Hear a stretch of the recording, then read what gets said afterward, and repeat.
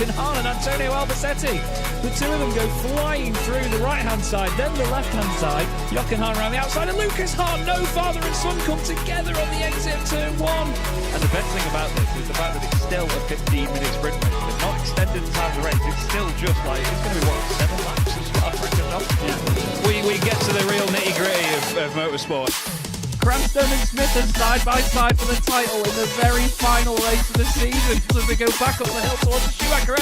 Nils Kor clips the back of 10, Simon Povey clips the side of Nils Kor. They go over the hill and Povey's around. Oh my god, that's going to definitely be the thumbnail when it hit me in the right direction. Thank you so much. 23 cars.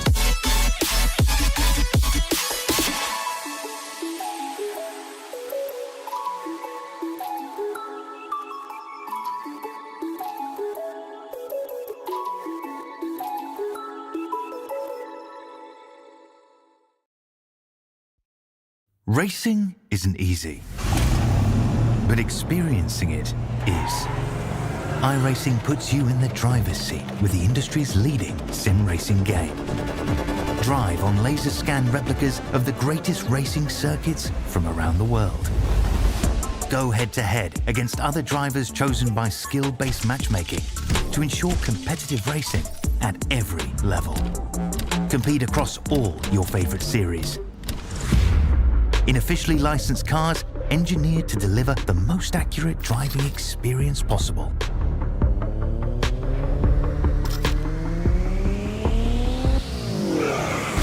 Join a race or host your own with players from across the globe. Race against the computer or in a league with friends. Feel the thrill behind the wheel. Visit iRacing.com.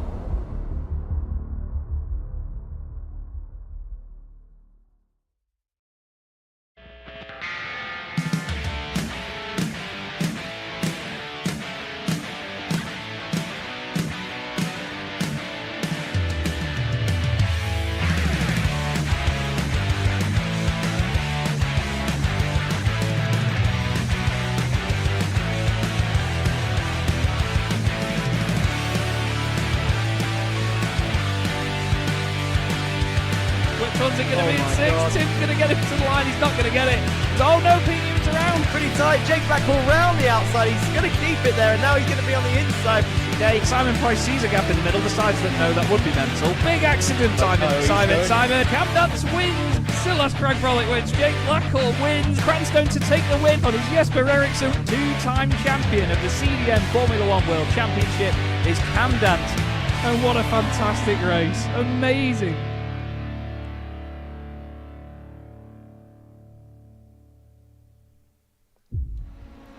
Good evening, everybody. Welcome to Chaz Draycott Media, and welcome to round number 7 of the Chaz Draycott Media Boremula 1 World Championship, sponsored by Bottle of Scotch Racing and Derbyshire Holiday Homes. We're here in Belgium, but not at the circuit you would expect. Everybody would expect us to go to Spa-Francorchamps, but that is why we have come to Zolder for round number 7. This tight and twisty circuit is definitely one that the drivers aren't particularly enjoying at the moment, and neither are their PCs by the look of it. I think it's a circuit that had a rework not too long ago here on iRacing, but it's myself, Chaz Draycott, and Ed May up in the box to call the action from a position, Ed, where we don't actually have to drive the circuit, so we're none the wiser.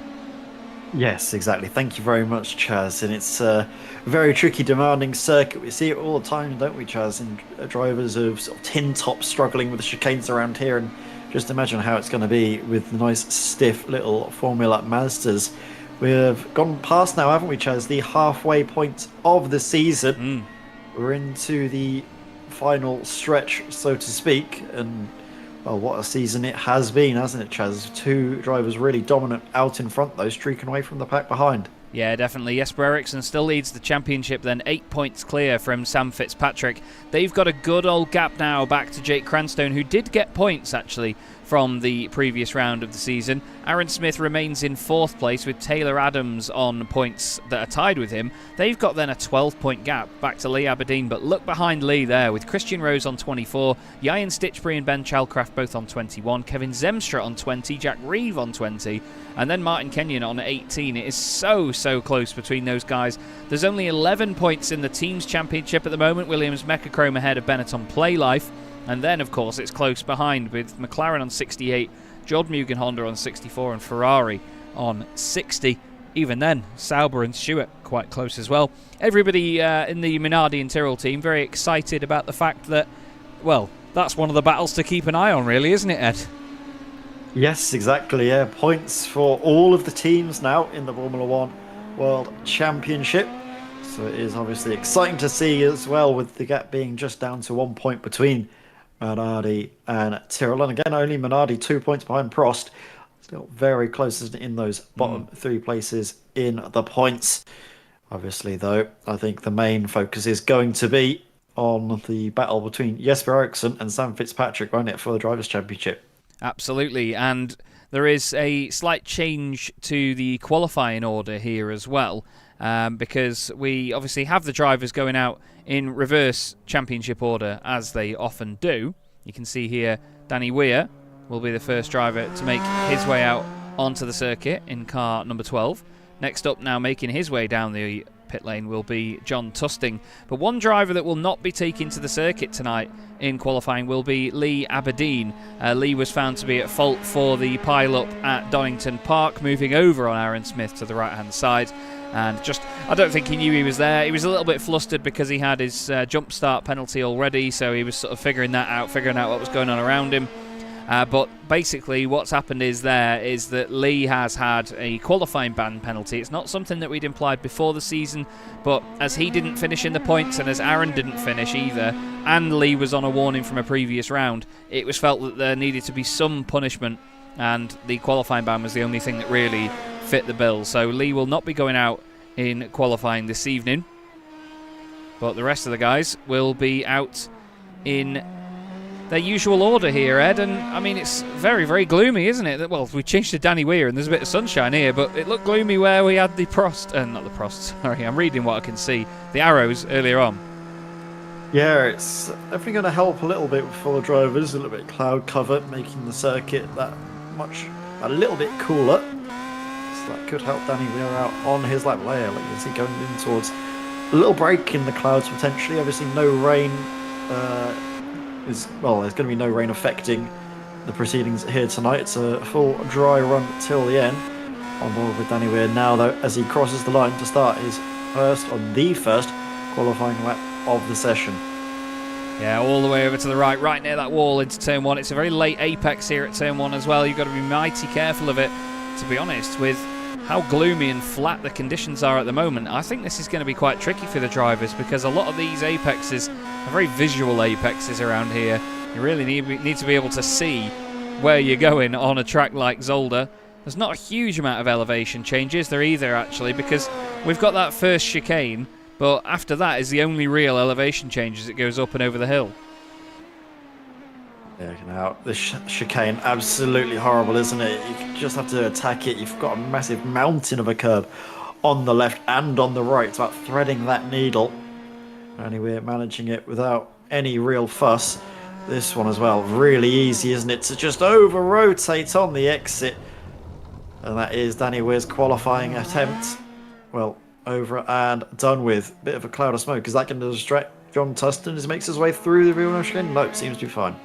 Yeah, unfortunately for Danny, that is that with that lap down the pan. And guess what it's time for? It's time for Chaz to do this again. There you go. Back to having the cockpit camera. I forget to save it every week since we've been told about that by Ian Stitchbury. It may make the car look like it's floating a bit. We'll figure that out. Right now, though, we have John Tusting on screen, heading into the final chicane. It's good to see as well that Danny Weir has carried on. Part of the driver's briefing was that even if they invalidate a lap, they must continue on and finish it. John Tusting goes all the way over onto the left-hand side of the screen. Danny Weir does actually get somehow a valid lap on the board. What? How? What was that? How on earth? That looked... You what? I've never seen that in my life.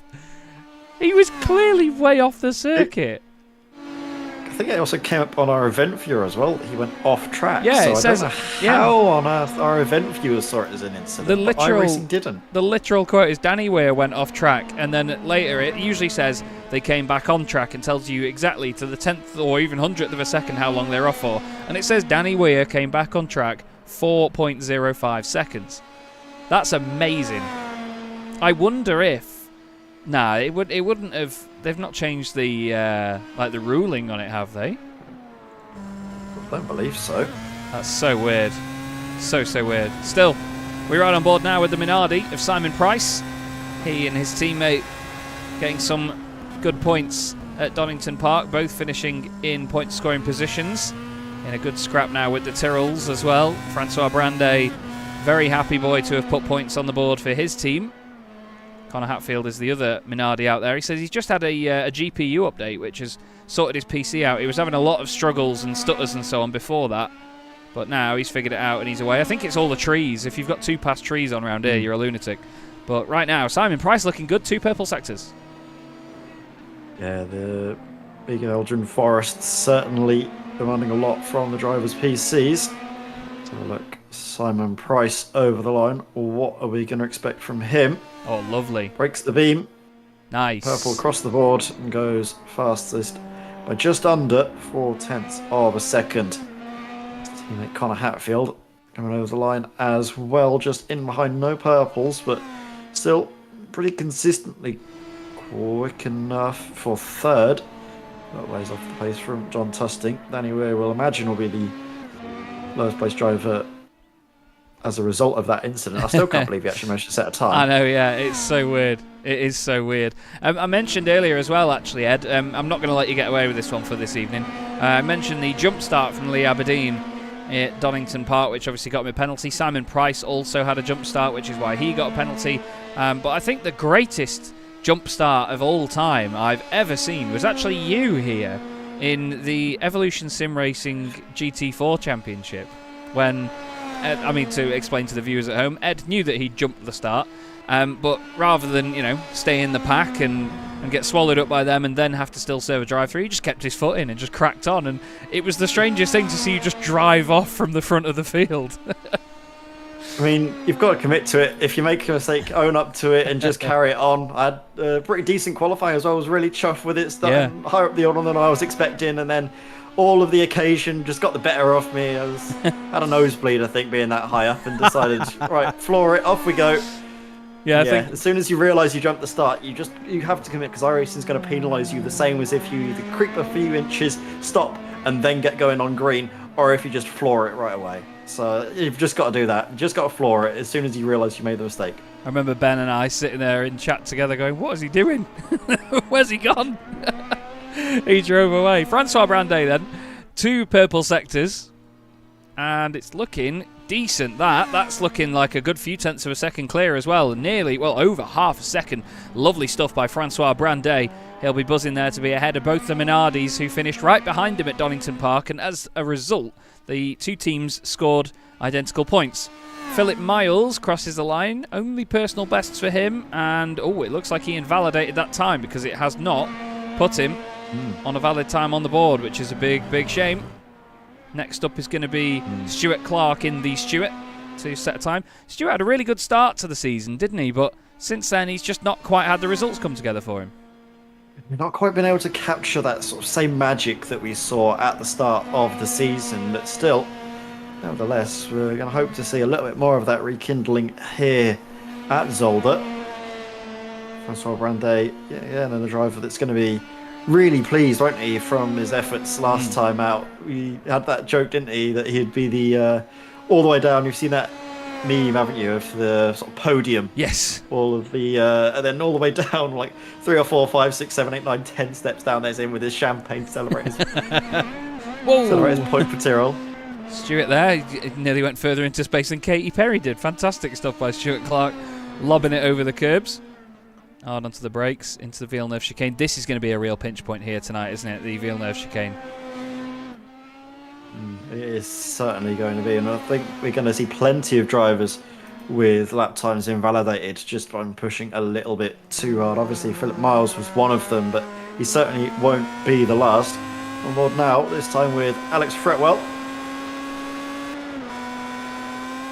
Teammate of Stuart Clark, of course, getting a full-time seat at the Stuart team partway through the season. He was a reserve in the opening moments. He had a debut drive for Benetton at the Canadian Ball Prix, but since then has moved over to a full-time seat at Stuart.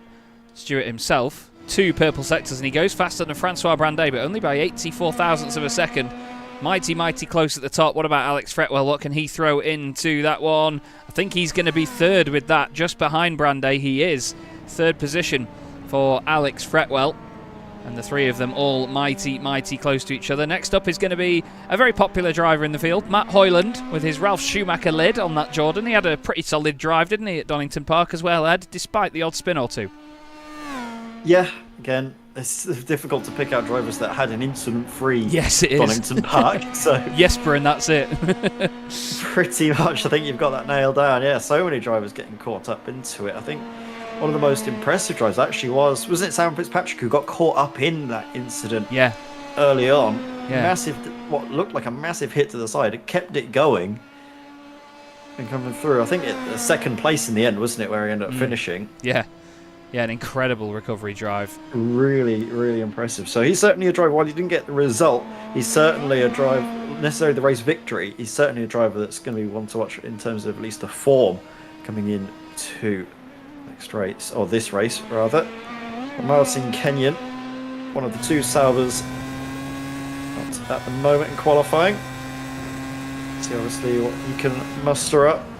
So careful into chicane. Did he cut it a little bit too much there? I don't know. I was thinking about this before. It looks like a lot of them are taking a massive amount of curb, and I think they can get away with a lot through there. So long as the outer wheel is still on the red and white section, I think they're all right, you know.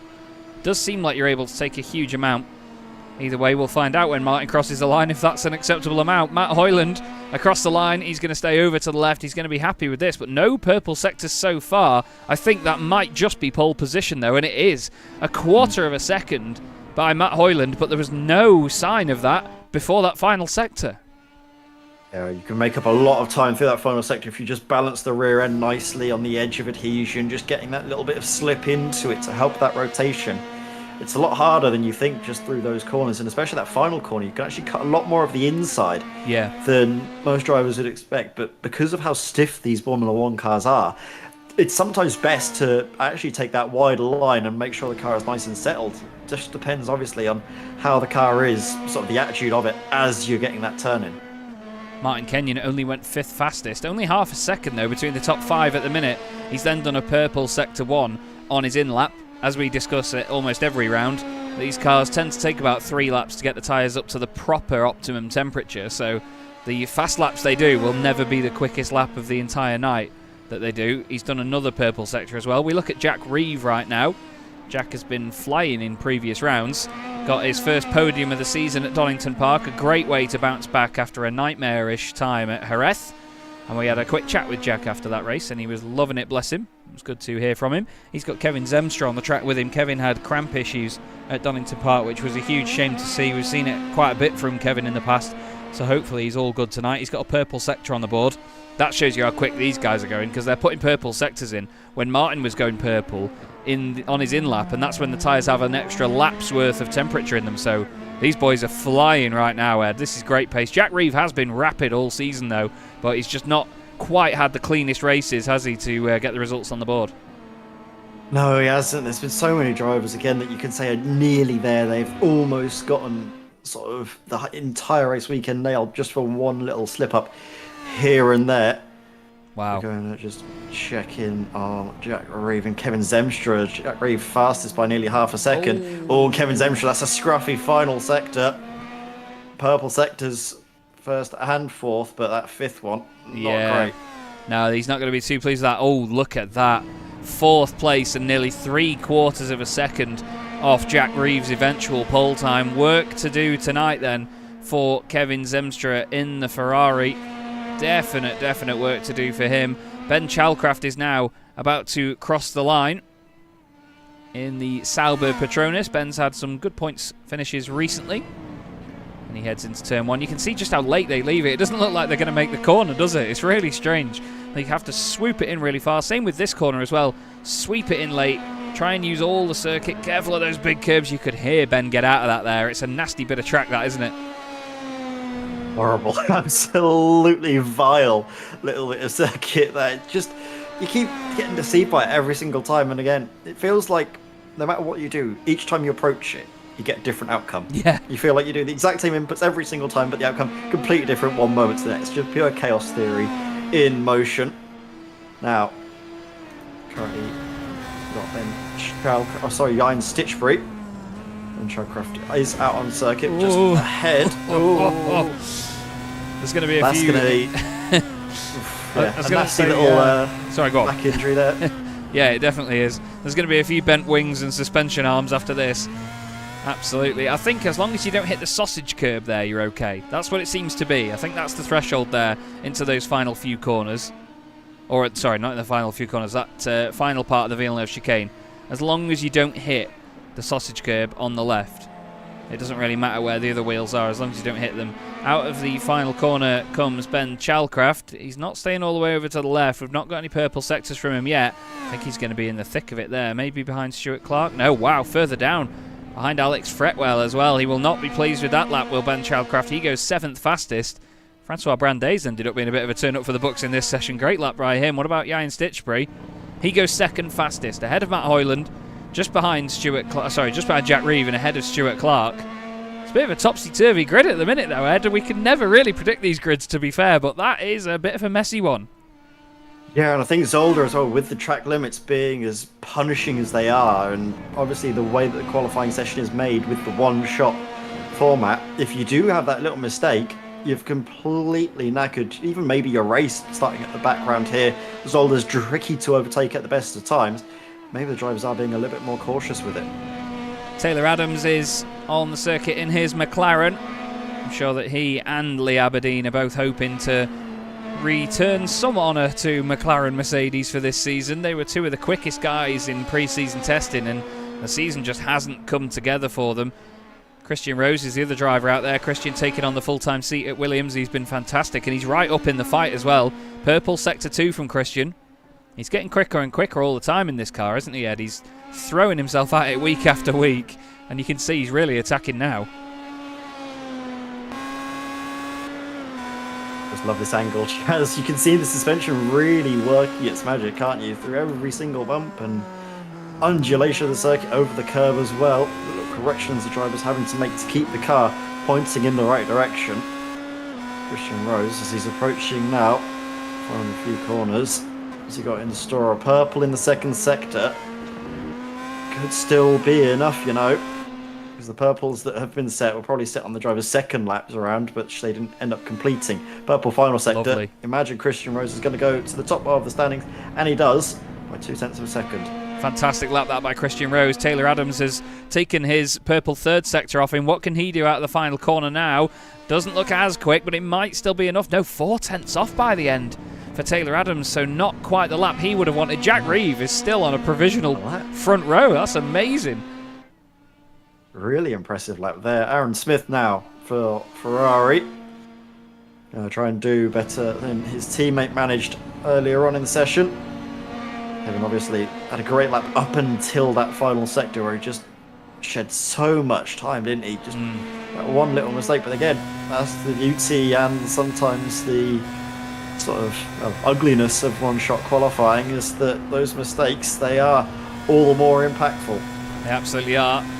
Someone that wants their season to finally come back to them is Aaron Smith. Aaron was leading at Jerez, then had his issue in his pit box. He had a really good qualifying lap for Donington Park, started near the front of the grid, and then he was tangled up in Lee Aberdeen's accident.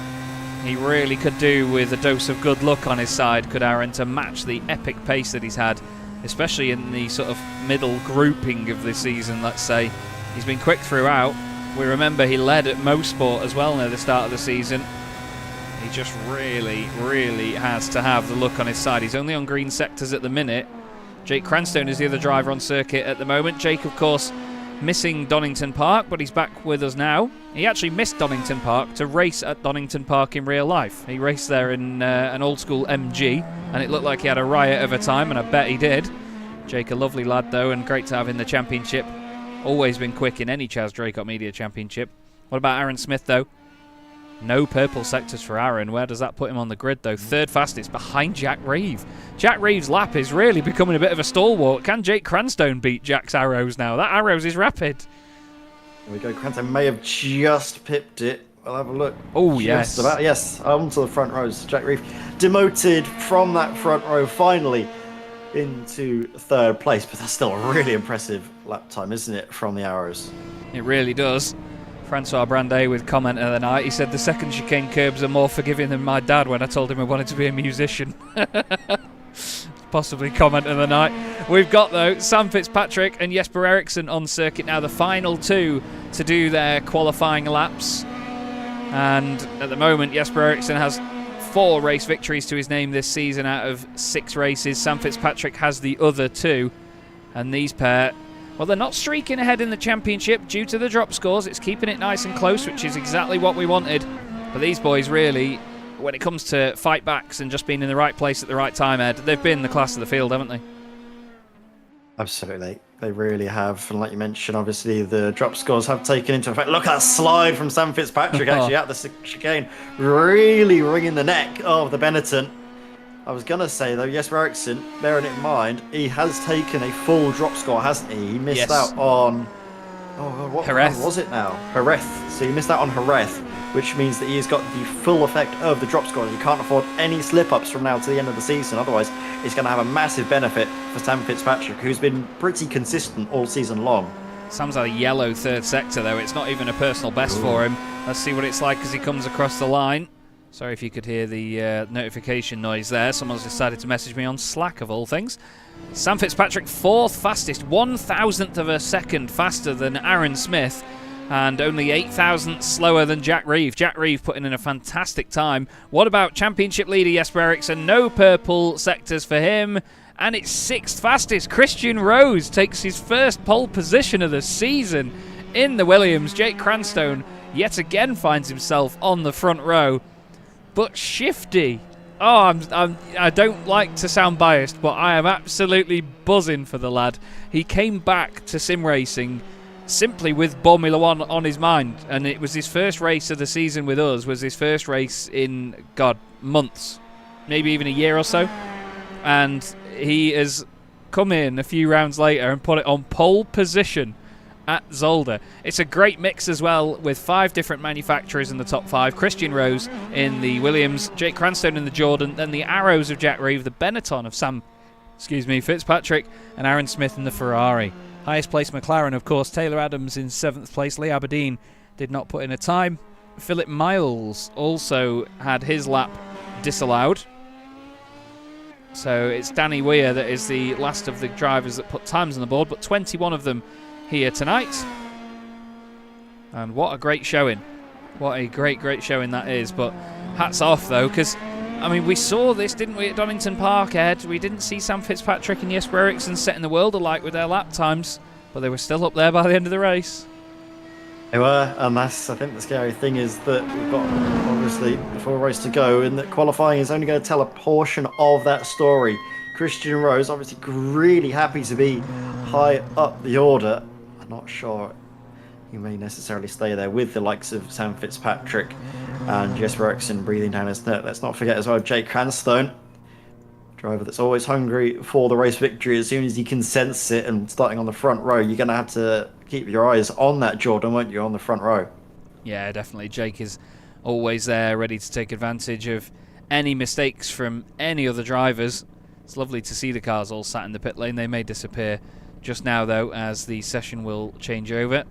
Thank you very much again to Matt Hoyland and Martin Kenyon, who helped choreograph the qualifying sessions through these. But yeah, Christian Rose's first pole of the season, Jake Cranstone alongside him on the front row. That is absolutely awesome. So, we're going to have a few drivers to look at in just a second. You'll have them all coming out of the pit lane now, I imagine. Come on, cameras. There we go. Okay, so it's going to be looking at some of the drivers now then. And we're just going to set the cameras and things to automatic for a few minutes here because we have qualifying over and warm-up is going to be counting down now 10 minutes, and the drivers will just try and get some times on the board, get used to the circuit. Obviously, if you're the first driver out in qualifying, it's quite a while until the end of the session before you do another lap, so some of them just getting the muscle memory back. Ed and I will just be a few minutes away from our microphones, just get ourselves ready, get another drink and so on, and we'll be back with you.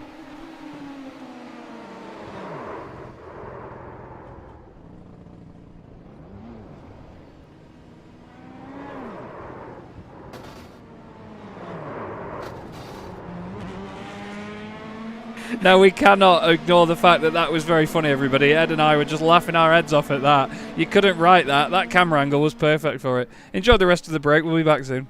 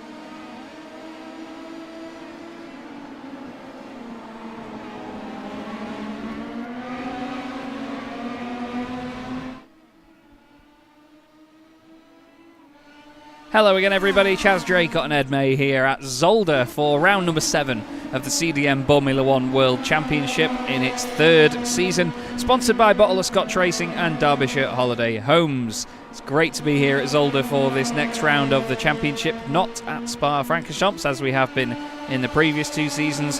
And to be fair, Ed, a lot of the drivers have said that I make it up week on week where we're going next just to provide more and more pain for these guys, but we've had some good races, haven't we, and some good circuits for racing in these cars, especially ones that aren't major circuits that are overused, let's say.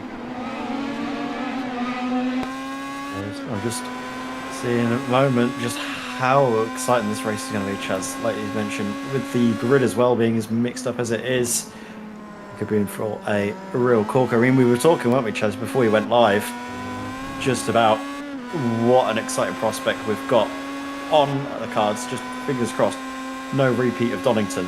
Yeah. No early incidents. Yeah, that's the thing. As long as we avoid incident in the opening stages, we should be all golden. I think Jack Reeve is definitely one to watch tonight as well. In that Arrows, he has put in a stonking effort, and he's going to start right near the front of the grid. Christian Rose will be starting on pole position for the first time this season. Keep your eye out for Lee Aberdeen as well. As you can see, he's gone fastest in this warm-up session at the moment. He's going to be starting from right near the back of the grid, but he's definitely one of the drivers to keep an eye on. His teammate just in the background there, Taylor Adams, is going to be starting a little bit further up the order, but I think he's in 7th, and he's practicing the pit entrance, which is very important here, isn't it? They have to also be careful of if they're in a train and they try and do that. Yes, because obviously you're going to have some drivers going straight on and others braking pretty much on the pit entry, really, won't they? Yeah, absolutely. Basically, the line is the exact same to enter the corner as it is to enter the pits. So here you're going to have drivers slowing down exactly where I expect, well, as another driver's barreling through in behind, not wanting to shave any time away. Yeah, indeed. I'm just going to try and see if we can catch anybody practicing that. I think Jack Reeve is the next car into here. No, but they will be coming straight at the camera from that angle, and they have to be really, really mindful of other drivers in the vicinity. Christian Rose, I think, is maybe doing some practice starts, yeah. Now, Christian has messaged me and said he's not got a clutch, so his starts are literally just him changing up into first gear as the lights go out. Now, it didn't used to be the case that you could change to first when there was any revs in. It didn't used to let you do that. But it's good to see that you can do it now. I remember Nico Minardi in previous seasons having issues with the car not getting off the line in the first 2 races, and that's because he couldn't simply get it to change up. That camera is very, very loud. That camera is very, very loud, and I will be turning that one down. That is, yeah, possibly the loudest camera I've ever seen. But yeah, it should be a busy night. It should be a fun night. Absolutely. And I'm excited to see what the drivers make of it, to be honest with you.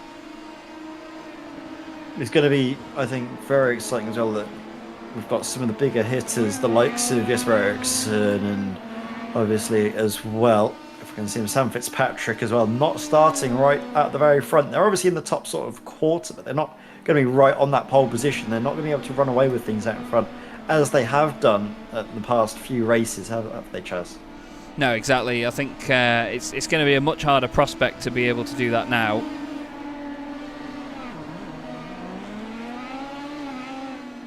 Just wondering if I can, yeah, somehow turn it down a bit. There we go. It's not going to blow our ears off now. Sorry, I was very determined to focus on that in the meantime. But yeah, it's going to be a tough prospect, I think, for a lot of the guys in different ways here tonight. It's not going to be an easy circuit to overtake at. I don't think it's going to be an easy circuit necessarily to follow at either. I think there's going to be a lot of points around this race where there's a car following others into a chicane. They're a little bit too close to the back of the cars in front, and you know, maybe they'll cut across a chicane or something, or cut across a curb, and they'll have an absolute nightmare with it. So yeah, I'm intrigued to see if anybody falls foul of that. But now it's time to grid up for round number 7 of the CDM Boremula 1 World Championship, sponsored by Bottle of Scotch Racing and Derbyshire Holiday Homes. Christian Rose takes his first pole of the season. He's alongside Jake Cranstone in the Jordan. Jack Reeve takes a great third position ahead of Sam Fitzpatrick, who is hoping to claw back some points on Jesper Eriksson for the championship lead. Aaron Smith just wants points tonight, to be honest, in 5th place, with Jesper Eriksson in 6th. Taylor Adams in the McLaren looking to help his team in the Constructors' Championship ahead of Ian Stitchbury. Matt Hoyland will start 9th with Stuart Clark alongside him inside the top 10. Kevin Zemstra will not be happy to be on the 6th row. Francois Brandet might be. Alex Fretwell will start in 13th ahead of Ben Chalcraft, car 14, P14. Martin Kenyon, car 15, P15. We have Simon Price, then John Tusting, car 17, P17. Connor Hatfield, Danny Weir, Lee Aberdeen and Philip Miles. Here we go then. Round number 7 of the CDM Boremula 1 World Championship from Zolder gets underway, and you can see immediately that lack of clutch for Christian Rose means that Jake Cranstone pounces and takes the lead off the bat. Massive shame for Shifty to drop that many places that early. It's 3 wide in the middle, nearly contact between the 2 championship protagonists there of not Francois Brandet, sorry. Oh no.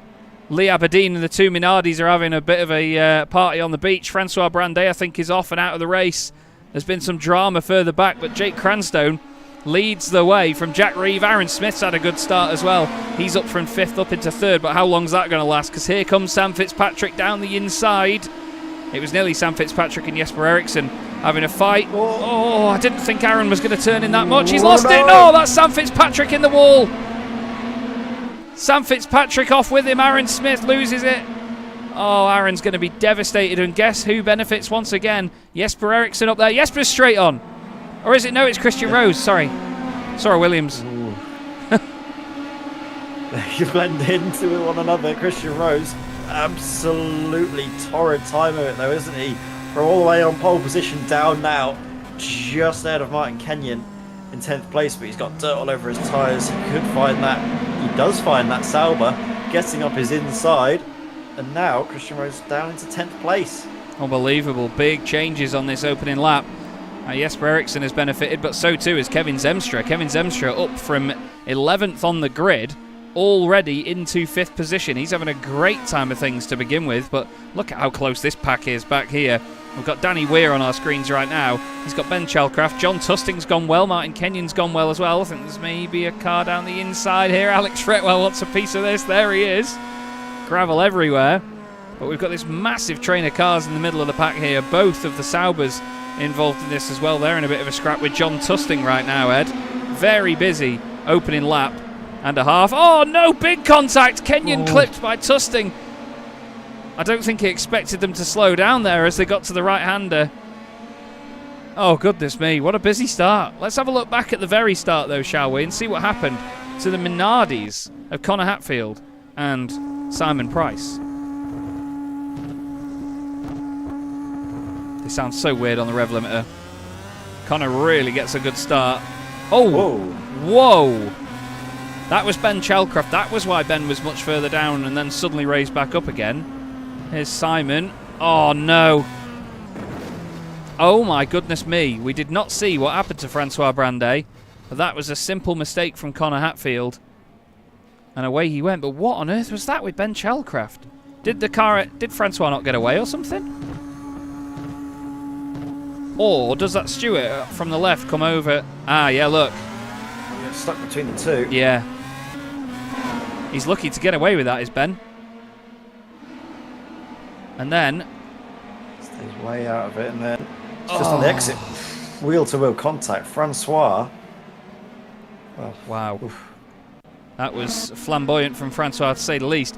Does mean now that Jake Cranstone leads, Jack Reeve is 2nd, Jesper Eriksson is 3rd, and then the battle behind is Ian Stitchbury, and just about everybody else. He's got a Ferrari and a McLaren and a Jordan all over him. Stuart Clark is up into 8th position. Fitzpatrick still carrying on, even with that battered and bruised Benetton. Oh, look at that from Taylor Adams. Look at that from Taylor. Oh, that was gorgeous. He's going to take them all, is he? Oh, I hope Maybe not. Not quite all. It's going to be alongside though, in towards the chicane. It's going to be afforded a little bit of space. Affords that same amount back. That was great. Power down on that tighter run. Great respectful driving though, wasn't it? Between himself and obviously the Benetton, just up ahead. That Ian Stitchbury, pair of them working brilliantly together to give us some great racing. Look at that around the outside. Zemstra's trying it on Adams, but just can't find the way around. This is brilliant stuff. Yeah, this is great battling. Sam Fitzpatrick in this scrap as well. He's trying it down the inside of Stuart Clark. Absolutely sends it into the chicane, says thanks very much. The McLaren was a little bit out of shape there. Looks like Christian Rose wants a piece of this as well to try and get back ahead of Matt Hoyland. Look at them all trying to stay in the slipstream of one another. Absolutely nuts stuff. Let's have a quick look at what happened to Aaron Smith as well at the start of the race. We'll go on board with Aaron. So he had the car on his left-hand side. He turns in, gives just enough room, but then it's just out of shape.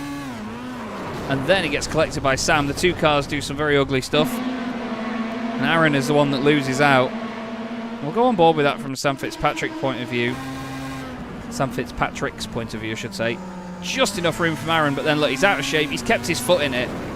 I mean, there wasn't really much Sam could do, to be honest. The car doesn't look pretty, but it's clearly still behaving itself pretty well, isn't it?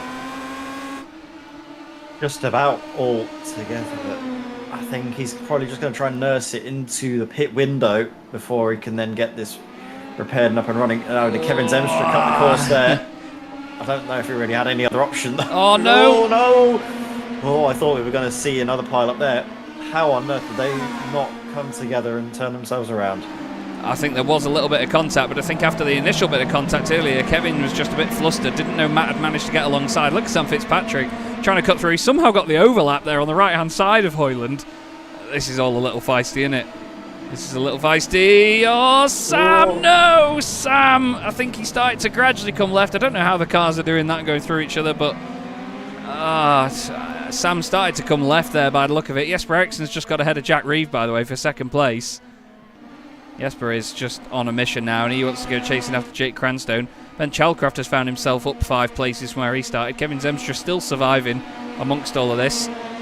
Lee Aberdeen, he's up 4 places despite the short-nosed version of the McLaren. Aaron Smith is still in the race as well, 2 cars ahead, just round the corner.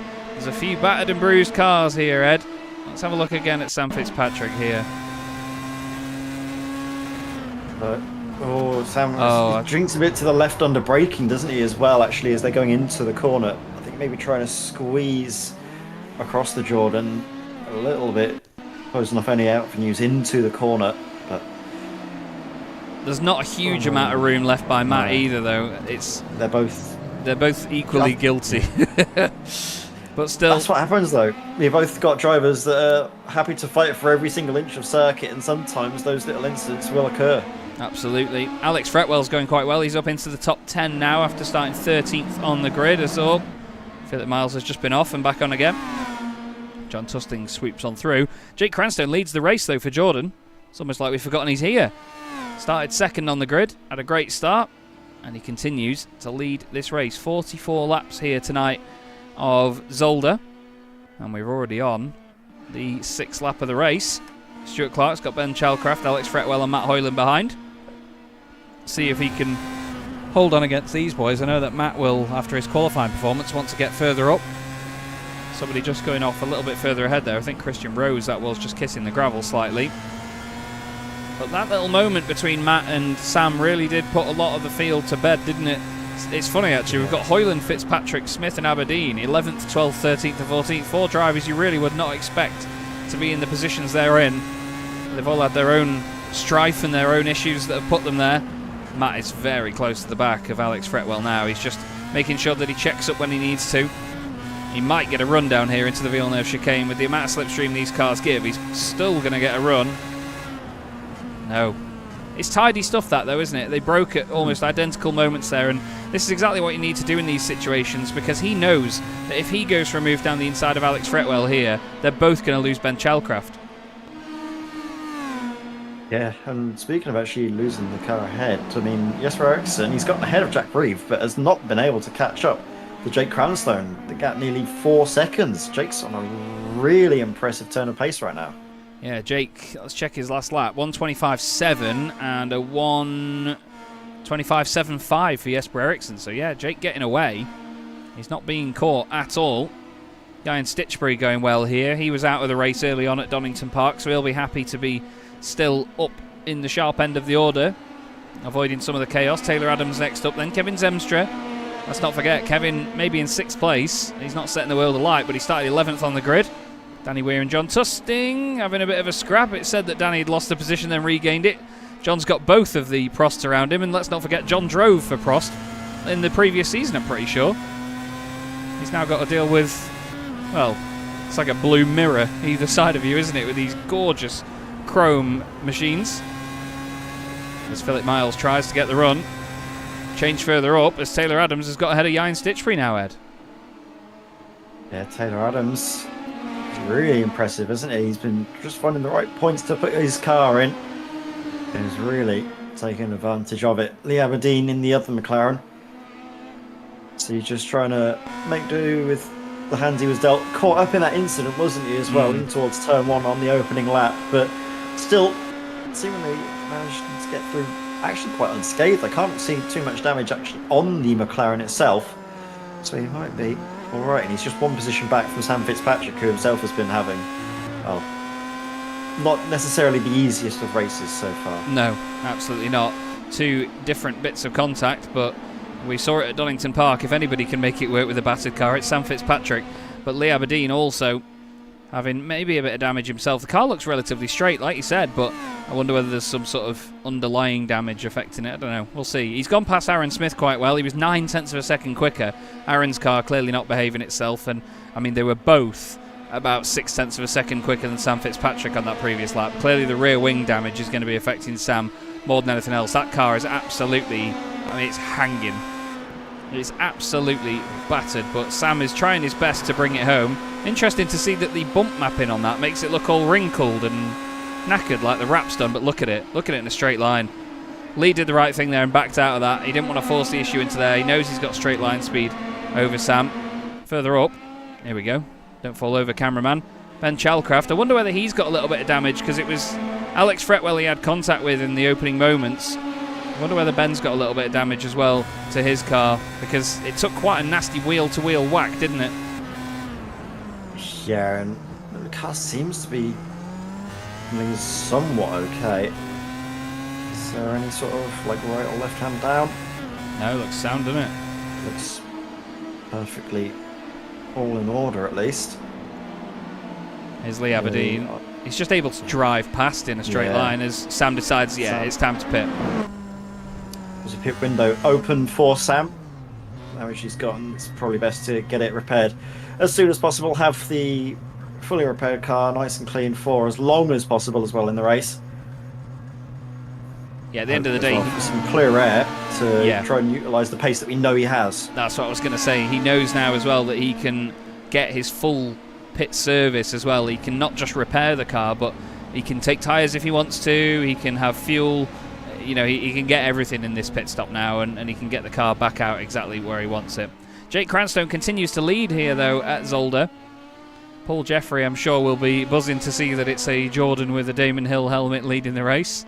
Jake automatically became his favourite driver in the field when he wore the helmet and chose the car, as Ben Chalcraft has caught up to and overtaken Stuart Clark on this lap. Matt Hoyland side by side with Alex Fretwell. These guys have raced a lot with each other in the ESR community over at Evolution Sim Racing, who I must say a good thanks to, actually. They had me on as a guest last Thursday at Portimao to commentate with Joe Glass at the GT3 Championship. That was a good laugh, despite Discord being a pig, as Hoyland gets all out of shape, and now Alex is up in his business again. Matt Hoyland now having to go defensive to the inside. As long as the Stuart can try and find a way around the outside to get the inside for the next corner, but that's not going to be the case. Matt Hoyland continues to hold on to that 10th position for now. Obviously, going to be having Alex Fretwell chasing him down in towards turn 1. Little look, actually a big look, isn't he? Going right for it back, but the confidence, grip around the outside Matt Hoyland is enough to see him hold on to that 10th place.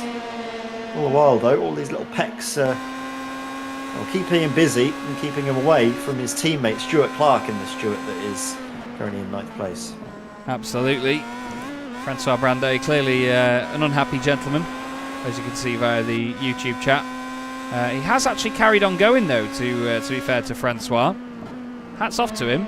He's continued on, and you love to see that, because even though he's a lap down, he's still pushing. You absolutely love to see that. And what we also will love to see is Sam Fitzpatrick's lap time now. He's come out of the pits. Obviously, that was an out lap, so it'll be slower than the time we can expect from him, but he'll have fueled the car now to the end.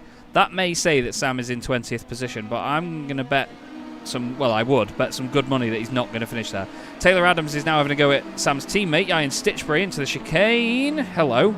Oh, bit of a kiss there as they go part of the way round the right-hander. Kevin Zemstra had to back out of that one. Danny Weir has had an accident and gone to the pits here, Ed. Oh dear, Danny Weir. Oh, he did that in warm-up as well. Good avoidance from the guys behind. Good avoidance. That was Martin Kenyon that went past there. Let's have a look at it from Martin's point of view. Martin's got a bit of damage himself. I see Danny just kiss the grass there. Oh, that's a big impact as well. Parks him right on the apex. Wow, as if Martin didn't even need to change anything. We do need to keep an eye on this, though, because apparently Martin Kenyon then came to a stop. But I think it says this when they come into the pits because they have to slow down so much. Let's see. Right, I know what it is. So, because they went sort of horizontal there, as Stuart Clark's had an off. Stuart Clark has just recovered. Oh no. Stuart's lit it up, recovering from the incident, and then put it in the wall. I was going to say, because they go sort of horizontal to the track surface, it picks up that they're not actually travelling on the circuit at a certain speed above a threshold. Oh. So Stuart had all that happen. He recovered, and then with dirt on the tyres, yeah. Easily done, isn't it, Ed? We've all done it. Yeah, it's just one of those things. Obviously, I think you're all safe and out of the woods, but the way iRacing now models sort of dust and debris on the tyres means that you can't just slam your foot flat to the floor yet again. You've got to sort of ease the car back into it. So everyone's having off. So Ian Stitchbury now off the road. Zolder is proving to be one tricky beast. Yeah, Kevin Zemstra got past Ian Stitchbury in all of this. Is Ian just going to drop it on the way in? Yep. Bye-bye. So easily done. So easily. We'll show you how easily done that is. Watch the inputs here from Ian. It's just... what a pig this car is. What a pig. Goes so early into the corner as well. And going at that rate of speed as well, you just can't really do anything to save it. You really can't.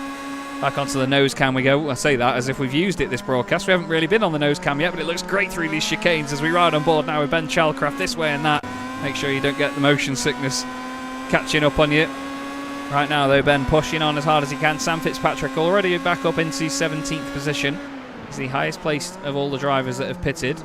And he did what he could to continue on after his earlier dramas. Ben Chalcraft has gained 6 places so far in this race. So too has the Ferrari of Kevin Zemstra. Look at Lee Aberdeen. 9 places gained for him in this opening stint. He's having a really solid run at the moment. It'd be great to see Lee have a good race of this and get some solid points, especially considering the fact he had a qualifying ban and then an incident at turn 1. He was the fastest driver in pre-season testing, and I will continually remind people of that. It's been such a shame to see it not really come to much for Lee this season. I've been very excited to see what he can do. You could see there, look, he wasn't putting in too many inputs as he went over that curb to make sure that he didn't upset the car and sort of Tony Hawk's grind it across there. He's now up into the top 10. 10 places gained from 20th on the grid. Great stuff from the McLaren driver.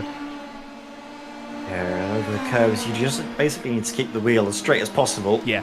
Make sure the car is not hitting them when you're putting in the angle, because that's when you can have the rears sort of almost getting tempted to light up as soon as you try and put any steering input in and putting the power down. Jack Reeve, though, what a race he's been having. He's going to have certainly his hands full with chasing McLaren in behind, and I think actually he was more lifting a little bit, wasn't he, just to let through Adams on that occasion. Yeah, Taylor Adams goes through into 3rd position. Until then, Jack Reeve was one of only 2 drivers that are currently where they started this race. One of them is Simon Price. And now Simon is the only car that is currently where he started this race. 16th position for him. And again, despite having the incident at the first corner, he'll be quite happy with that in the current circumstances, I imagine. Matt Hoyland has, come into the pits. It says he's crashed, but he's come into the pits. It's because the pit lane entry is 90 degrees to the racing surface. Basically, it seems like it only times you around the circuit when you're not in the pit lane, so it thinks that you have stopped horizontally on the track, when that's definitely not the case. Still, Kevin Zemstra, he's having a good run. 6 places gained for him right now. He's all over the back of the arrows, moves over to the left-hand side as they change up, and you can hear, look, Jack Reeve backing out of it. Kevin says thank you down the inside. Through he goes. Jack gets a good run on the exit, though. Around the outside, no, he's backing out of that already, and Christian Rose is now the next one to follow on from these boys. Yeah, lovely little trainer cars. Don't think we're going to be seeing maybe any sort of fuss necessarily from Jack Reeve.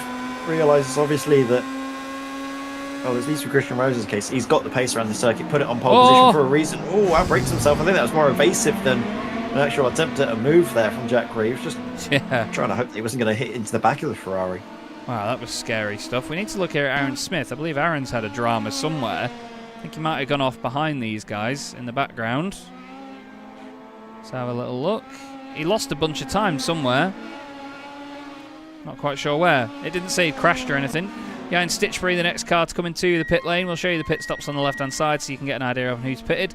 Matt Hoyland is the highest placed car that's pitted. He's 1.6 seconds ahead of the car behind him. Jack Reeve has now gone off the circuit. That's Martin Kenyon going past him. He was a lap down on him. But Jack Reeve going off the circuit. Has he done the same as Yayan? Yep. Nice avoidance that by Christian Rose as well. Christian now back up into 5th place despite starting on pole position. Stitchbury in the pits. Now where's he going to come out in relation to Matt Hoyland here? Because Hoyland is now coming into the final sector. Stitchbury, was he at the front of the train that Matt was in? No, Matt was a bit further back, wasn't he, because of his incident with Yayan's teammate Sam Fitzpatrick. Yes, that's the one.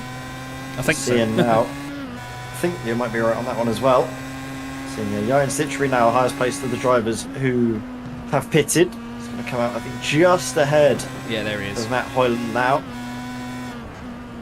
Starting to see the race take shape with the pit stops as well coming through. Jack Reeve's off again. Jack Reeve having a nightmare now. He's lost a few places and all of a sudden his race has fallen apart here, Ed.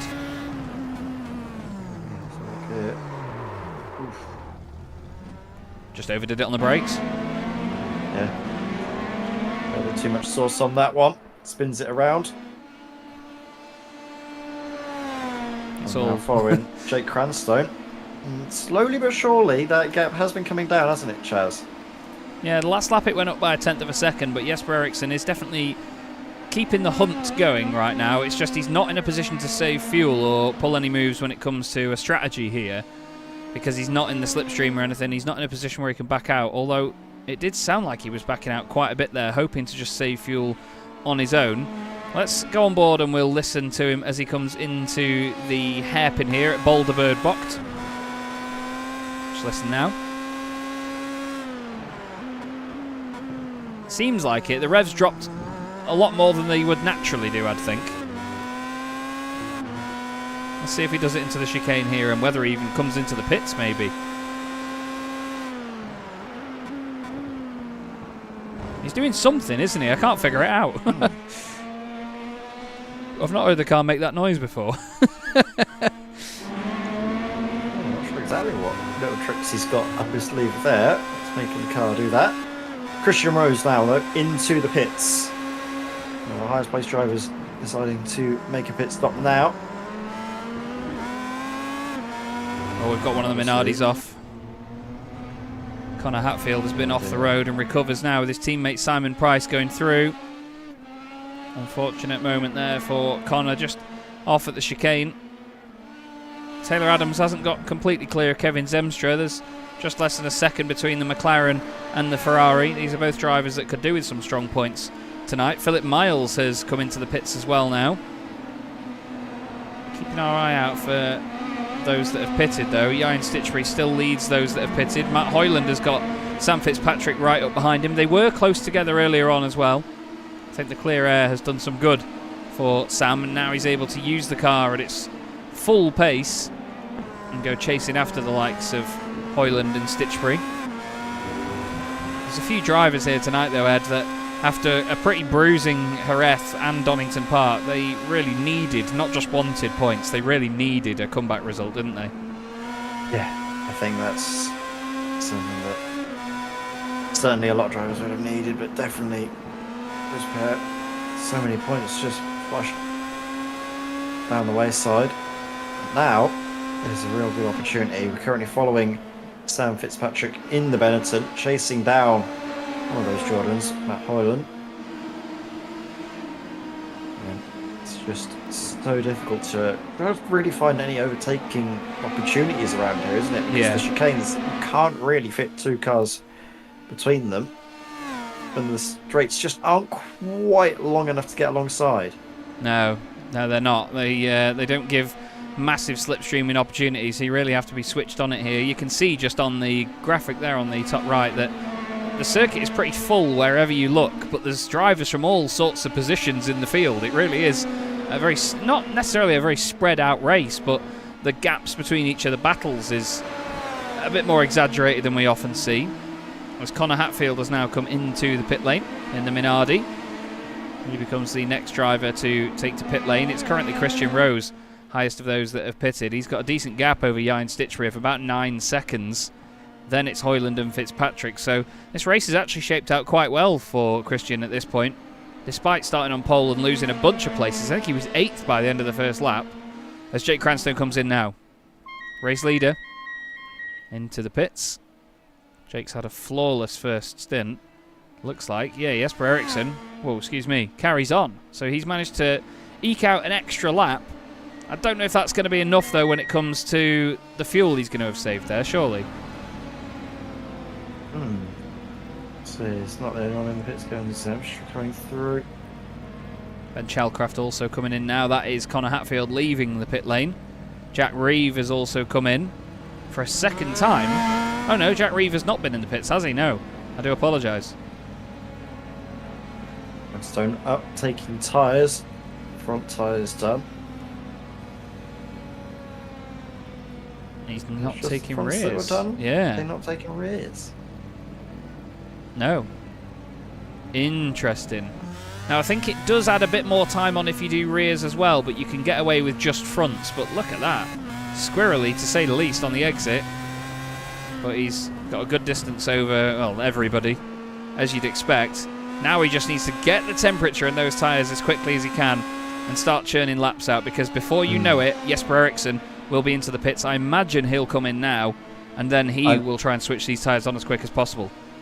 I think Jesper, if he's got the fuel, he's going to try and go for the overcut, but he doesn't quite have enough in the tank. He could have gone maybe another couple of laps, taken advantage of his warmer tyres, all the while, of course, that Jake Cranstoun was trying to warm up his cold ones to give that sort of deficit. But now, we'll have to see how quickly the pit crews can work for Williams to get Jesper out ahead of Cranstoun in the Jordan. Now we are seeing pretty much the remainder of the field coming in for their pit stops. Yep, Smith and Fretwell in as well. Lee Aberdeen having a really good run actually so far, to be fair to him. Up into 3rd position before this was done. Connor Hatfield there just coming by. Currently 19th place. He's got Martin Kenyon just 3 seconds up the road. He's half a minute ahead of Francois Brandet. John Tusting also coming into the pits now. Kevin Zemstra just ahead of Christian Rose. Those guys are a little bit closer together than I would have expected. Jake Cranstoun goes through, takes the lead. Or does he? Because where is Jesper Eriksson? There is Jesper up the road. Look at that. Wow. How's he done that? Jesper was in the pit lane for 4 seconds less than Jake Cranstoun. He was only stationary for 1.7 seconds less, but Jesper has somehow cut his pit lane time down by 4 seconds and is now leading the race. How on earth has he done that? I don't know how he's done that. That is surprising to say the least. Yeah, absolutely. We've got Lee Aberdeen and Jan Stitchbury side by side here. McLaren and Benetton, oh, nearly contact. Lee Aberdeen's had a great race. Started 20th on the grid, and after the pit stops, after the first stint, He's up into 7th position. Aaron Smith is back inside the points as well. Hoyland and Stitchbury there just slotting in behind these guys. As everybody going for a bit of a jump and a wiggle. Matt Hoyland says, thanks very much, boys. I'll take some of that. He goes around the outside of behind Stitchbury. That will now be the inside. And there he is. Lovely stuff by Matt Hoyland. Great opportunism there. Simon Price, 17th at the minute with Stuart Clark ahead. Him, Philip Miles, John Tusting, and unfortunately for him, Jack Reeve, all down outside the points. Jack has lost 10 places from his starting position and he's still off the circuit. It's all kicking off now, but we've got Jesper Eriksson leading the way, Jake Cranstone second, Taylor Adams in a bit of no man's land in third. Then this battle between Kevin Zemstra and Christian Rose as they head down the start-finish straight, getting very friendly with one another. The Ferrari holds on through turn 1. What about Christian, though, for turn 2? Does he make it? No, he does not. Aaron Smith, I think, has just had an issue. Aaron's just been overtaken by Alex Fretwell and Jack Reeve, which now puts the latter in the points. Right. Aaron Smith, just, again, it shows that even the quickest drivers aren't immune to it. No. Aaron Smith just looping it around through that final, well, the final couple of corners, isn't it? Actually, just looking at Sam Fitzpatrick's recovery drive, flew a little bit under the radar because obviously we didn't get to see all of it. It was mainly done with that clear air, that early pit stop. The season now up into 6th place. Currently 24 seconds off the race lead, but you're not really scored by how far you're off from the race lead, you're scored by how many positions back. So to only be, what, 5 positions back from Jesper Eriksson, that is not bad going whatsoever. As well, his teammate, Ryan Stitchbury, forced off the road a little bit there by Ben Shellcraft. They were going too wide through there. I think Ben was trying to get that position. Yeah, Ben was trying to overtake him, and now he's suddenly gone from Hunter to hunted as Alex Fretwell makes it down the inside into Boulderbird box. Alex carried a lot of speed through there then. That was very impressive. Christian Rose and Kevin Zemstra side by side once again. The Williams now in front of the Ferrari. Very scenic shot as they head down the start-finish straight. Massive crowds here for Boremula 1, as you'd expect. Kevin Zemstra still looking racy though in the Ferrari for the 3rd season. Not wanting the Ferrari for the 3rd season. But he's doing it justice, I'd say, at the minute. Francois Brandet back in the pits. He had that incident at the start of the race, which meant he had to go back to the pits, but he has got back out onto the track. And, Jesper has, he's been in the pits a lot less, hasn't he? But he's still having to save fuel here to take this to the end and fight with Jake Cranstone. I do think that's the caveat to him saving all that time. He still has to save fuel in the second stint. Cranstone really closed it down now, actually. As soon as he's got a little thing to chase, he's relentless, isn't he? Absolutely. Jake is really switched on when it comes to just closing down the gaps and cracking on with the race at hand. He knows he's got a great opportunity at a race win here because they're 11 seconds ahead of Taylor Adams. Taylor's having a bit of a lonely race, but I'm sure he'll be pretty happy to be having a race of sorts when others are having such busy and chaotic races. Just going to have a look at Taylor's record for this season because I'm pretty sure that he's only got 1 or 2 podiums, if that, to be honest with you. Let's have a look at the number 8 car. Taylor is 5th in the championship. No podiums. His best result, the 4th place. So he's currently on for his best result if he keeps this up. He had a 4th, 5th, 6th, 6th, 4th, and then 9th was actually his worst result of the season at Donington Park. So yeah, he's been very consistent with his point scoring, but not lighting up the timing screens. No, which is a bit of a shame. Could change today. It's like, it's getting really hard over the curves. Yeah. Yeah, he was absolutely launching it, wasn't he? A few of these guys are taking absolutely no liberties through there. We'll see Aaron Smith do the same probably. Aaron's been doing that all race as well. It bit him in the backside earlier when he was trying to fight side by side with Sam Fitzpatrick. He's right up behind Jack Reeve now as again Aaron I think he's just pushing a bit too hard to prove a point. I think he knows that he's under pressure now to score points towards the later end of the season. It's a 10-round championship is Boremula 1. We've got a week off after this, and then we go to what possibly the most anticipated race of the season, as we're side by side for the race lead. We'll come back to the fancy calendar in a minute, because right now it is. Jesper Eriksson leading this race. He's won 4 races this season. The man behind him, Jake Cranstone, has not won a single race so far this season. But Jake finds himself 3rd in the championship after a 2nd place at Jerez and then missing Donington Park. He's been 5th, 4th, 4th, 4th, 2nd has Jake Cranstone. He's definitely got the berries to take a race win this season. He knows that Jesper is braking and lifting early to save fuel. There's contact between the two, maybe unnecessary. I think Jesper expected him to have gotten by a bit quicker than that. And now Jake moves over to the right-hand side to try and defend this.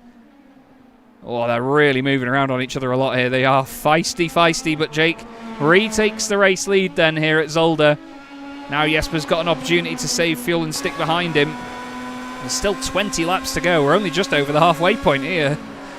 Listen to that. Yeah, it was really quite impressive, the overtake, wasn't it? Two of them not giving each other a single inch out on the circuit right now. Let's just have another look, if we can, at that overtake from Cranstone. It was from quite a way back, doesn't he? The slipstream obviously helping him to close in, but into the braking zone. It was really alongside. Both of them lock up, which I think also makes the contact just that little bit more inevitable, really. Yeah, I think, to be fair, Jesper knows what he's going to do because he's braking early. Jake knows he's going to do it, but then Jake just runs a bit deep. That's the only reason the contact's there, I think. Jake just locks it up and runs a little bit deeper than planned. I know they'll still get on and they'll still have a good time, so it'll be all right. Ben Chalcraft, unfortunately, not long after this, had an off of sorts. We'll just wait and see when that happened. It was only about... Well, let's just skip forward a bit.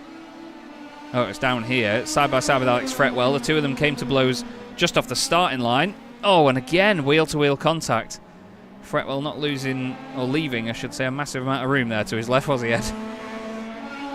No, not really. Simple as that. No. Yeah, I think that's all you need to say, really. Yep. Doesn't need much more input than just, yeah, no. Alex Fretwell, he's going to be trying to say, yeah, no, to all those cars in behind, Jack Reeve and Aaron Smith chasing him down. But, yeah, these are the final few point scoring positions that they're all squabbling over, isn't it, Chaz? Absolutely. 10th, 11th and 12th. You get points down to 12th position in Boremula 1.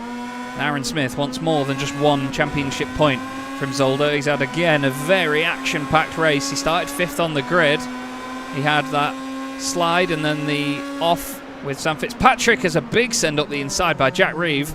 And he's now... Oh, Aaron didn't need to look down the inside of Fretwell there. It was Fretwell that he ran into at Jerez as well, looking down the inside for an opportune move that didn't work, as Fretwell and Reeve really, really close together.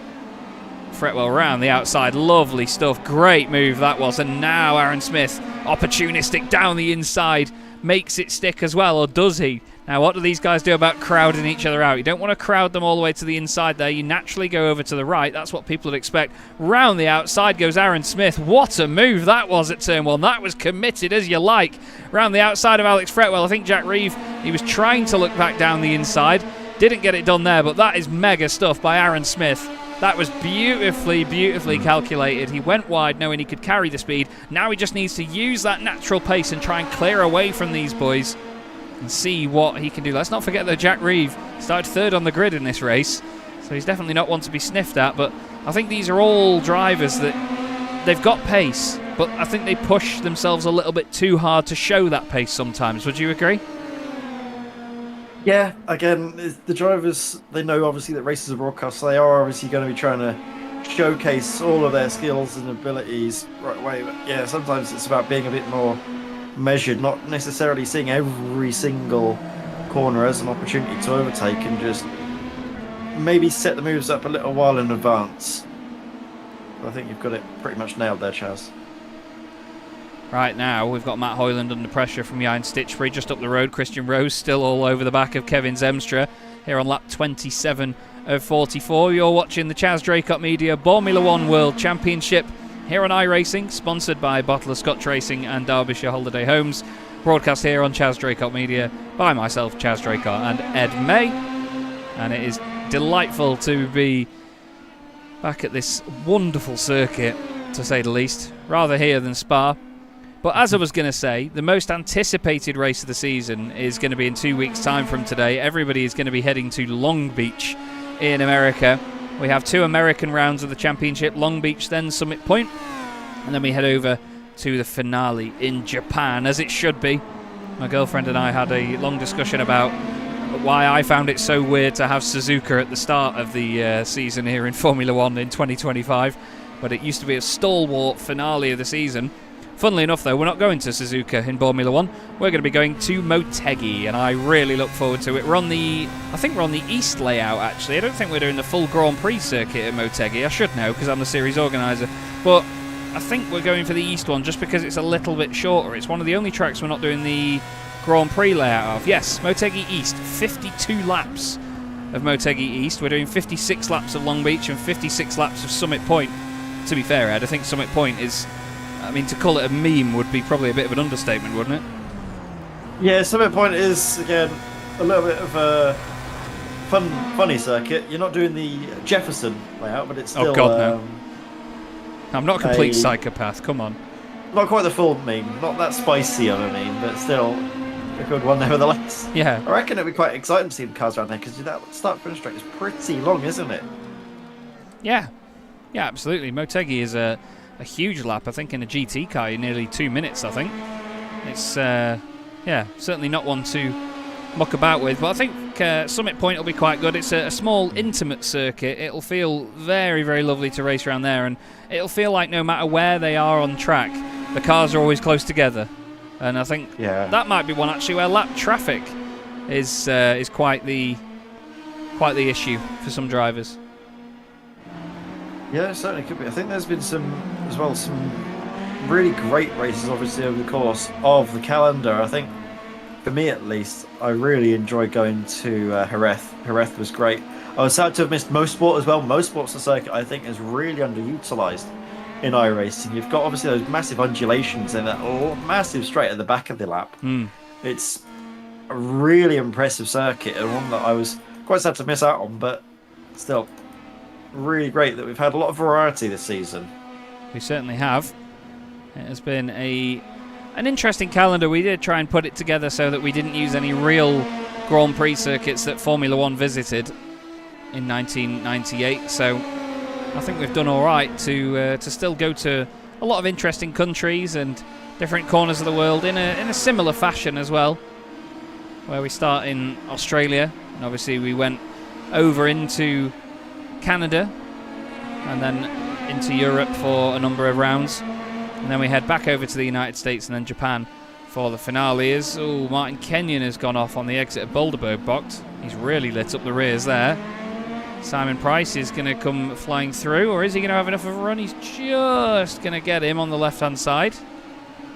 I think Francois Brandet just had a bit of a drama in the final chicane as well. Jake Cranstone still leads the way, but I mean, you can see by not a lot from Jesper Eriksson, who I imagine probably finding it a lot easier to save fuel now he's sat behind the Jordan, isn't he, Ed? Yeah, and I think that might be factoring into how he's approaching the race, maybe just sitting back, saving the fuel, and maybe just as well not taking too much out of the tyres and focusing on an assault in the final 4 laps. Credit to Jake, he realised, of course, that it's a lot easier to defend around here than it is to attack, so as soon as he saw any opportunity for an overtake, he absolutely went for it. Maybe that could be the difference maker here tonight. Yeah, definitely. I think Jake's consistency is hard to knock, but if you're filling the mirrors all the time, like Jesper Eriksson is right now, you're doing everything you can do to potentially put him off. Taylor Adams, though, you have to give a good word to him, running in 3rd position at the moment, really attacking these curbs and doing some solid lap times as well. He was faster than the lead pairing on that previous lap. The only driver that was anywhere near as fast as Taylor was Sam Fitzpatrick, and he was actually a little bit quicker, on that previous lap. Kevin Zemstra allows Christian Rose through this time. Christian making it clear that he wants to make the place. Kevin says, go on then. I don't mind that. I have to give a good shout out to Lee Aberdeen as well. Lee may have been at fault for the incident at Donington Park, but as I said in the driver's briefing, it may have been a huge incident and a lot of drivers involved, but it was the most innocent and tiny of mistakes at the end of the day by Lee. He just didn't know the car was next to him.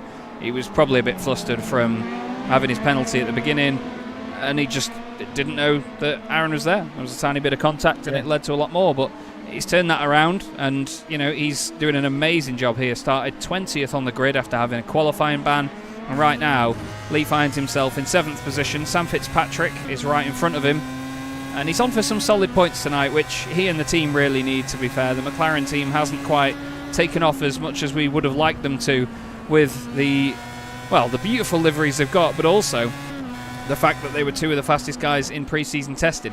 Ian Stitchbury has come to a stop, Ed. Yeah, I think that was a little bit of a moment out of the final corner. We'll just see, does he light up the rears on the exit, or is it the curb on the inside? Oh, just lighting up the rears. Too eager to put the power down. Oh, I think he kept it out the wall. Smart, actually, to stop there. Picture around, does he hit the wall? Give me on the right hand side of the circuit. Oh, just nice. Keep some stuff out of it. We actually discussed the fact that I think it was Rob Lundgren is not here this evening, by the way. Rob, after the previous round, when he was having his incident into the chicane at Donington, we saw the difference between, I think it was Stuart Clark had an off and slammed on the brakes, and the car came to a quick stop. I think Rob spun up the rears and kept his foot planted, hoping to spin the car around, but there's a strange sort of phenomenon with this car that when you are sideways and you keep it planted, it still gains a lot of speed, because it's just, it's not slowing down whatsoever, it's just skating along. And I think there was a bit of evidence of that there, that Ian, by keeping his foot down as the car spun, it actually gained speed towards the barrier. He did well to keep it out of the barrier with the low wheels, low track, sort of low rev wheel spin when it got stuck, but yeah, it was maybe one that would have been easy to just slam on, I don't know. Yeah, but credit to him, he did exactly what he needed to do to keep it out of the barriers. To slow down a lot though, didn't he, and lose out on those point scoring positions to allow the rest of the field to pass. Actually looking at the rest of the field as well, they haven't been able to make any inroads on the lead pair. Cranstone and Ericsson still 11 seconds ahead of the rest of the field.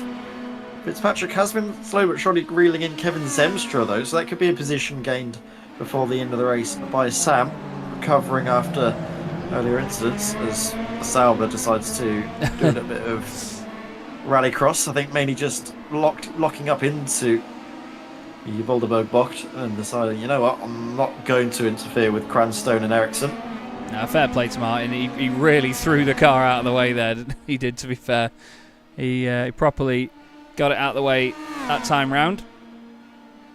But yeah, we're at the part of the race now where it's a little bit more chilled out. Everybody knows roughly where they're up to. They know what the stints are like. They know who they're battling for what. And I think right now, Jesper Eriksson is just assessing what Jake Cranstone is doing in front of him, and he's probably either just waiting for a mistake, or he's just ensuring that he saves enough fuel, knows that he gets it to a safe point, and can then just boot its head in from there and maybe just open the taps and try and make a move towards the end of the race. What do you reckon? Yeah, I think we said that earlier, didn't we? That he's just going to be biding his time and then in those final 4 minutes make an all-out assault. But with Cranstone, the way he's been going about things, he's going to be difficult to try and pass. Decided, like I mentioned earlier, there's that opportunity, he's going to take it, and he's going to bank on the fact that Zolder, the straights aren't that long. As long as his exits are good, it's going to be very difficult for Ericsson to be close enough to make those moves under the brakes. Yeah, definitely. Jake is a very difficult driver to overtake as well. He's not a driver that lets anybody just drive on by, that's for sure. And I look forward to seeing just what these guys make of the final stint of this race, to say the least. Sam Fitzpatrick hasn't completely got away from Lee Aberdeen either. He's still very much in the mix. Wondering whether Lee can stick with him enough to, well, potentially try and get one over on Sam later on. Yeah, could do. It's actually, like we mentioned, trying to focus on Sam Fitzpatrick's just closing down on Kevin Zemstra, but actually, yeah, you're right, it is the other way around. The Aberdeen right up there with Sam. There, Benetton obviously repaired from damage earlier, but Sam just hasn't quite been able to find that rhythm here that he has at other circuits so far this season, has he, Chaz? No, and I think earlier on, the car being damaged really affected his sort of confidence in what it can do, and I don't know, I don't think he's really too worried at this point. I think he just knows that after a busy race like this, he's happy to get points.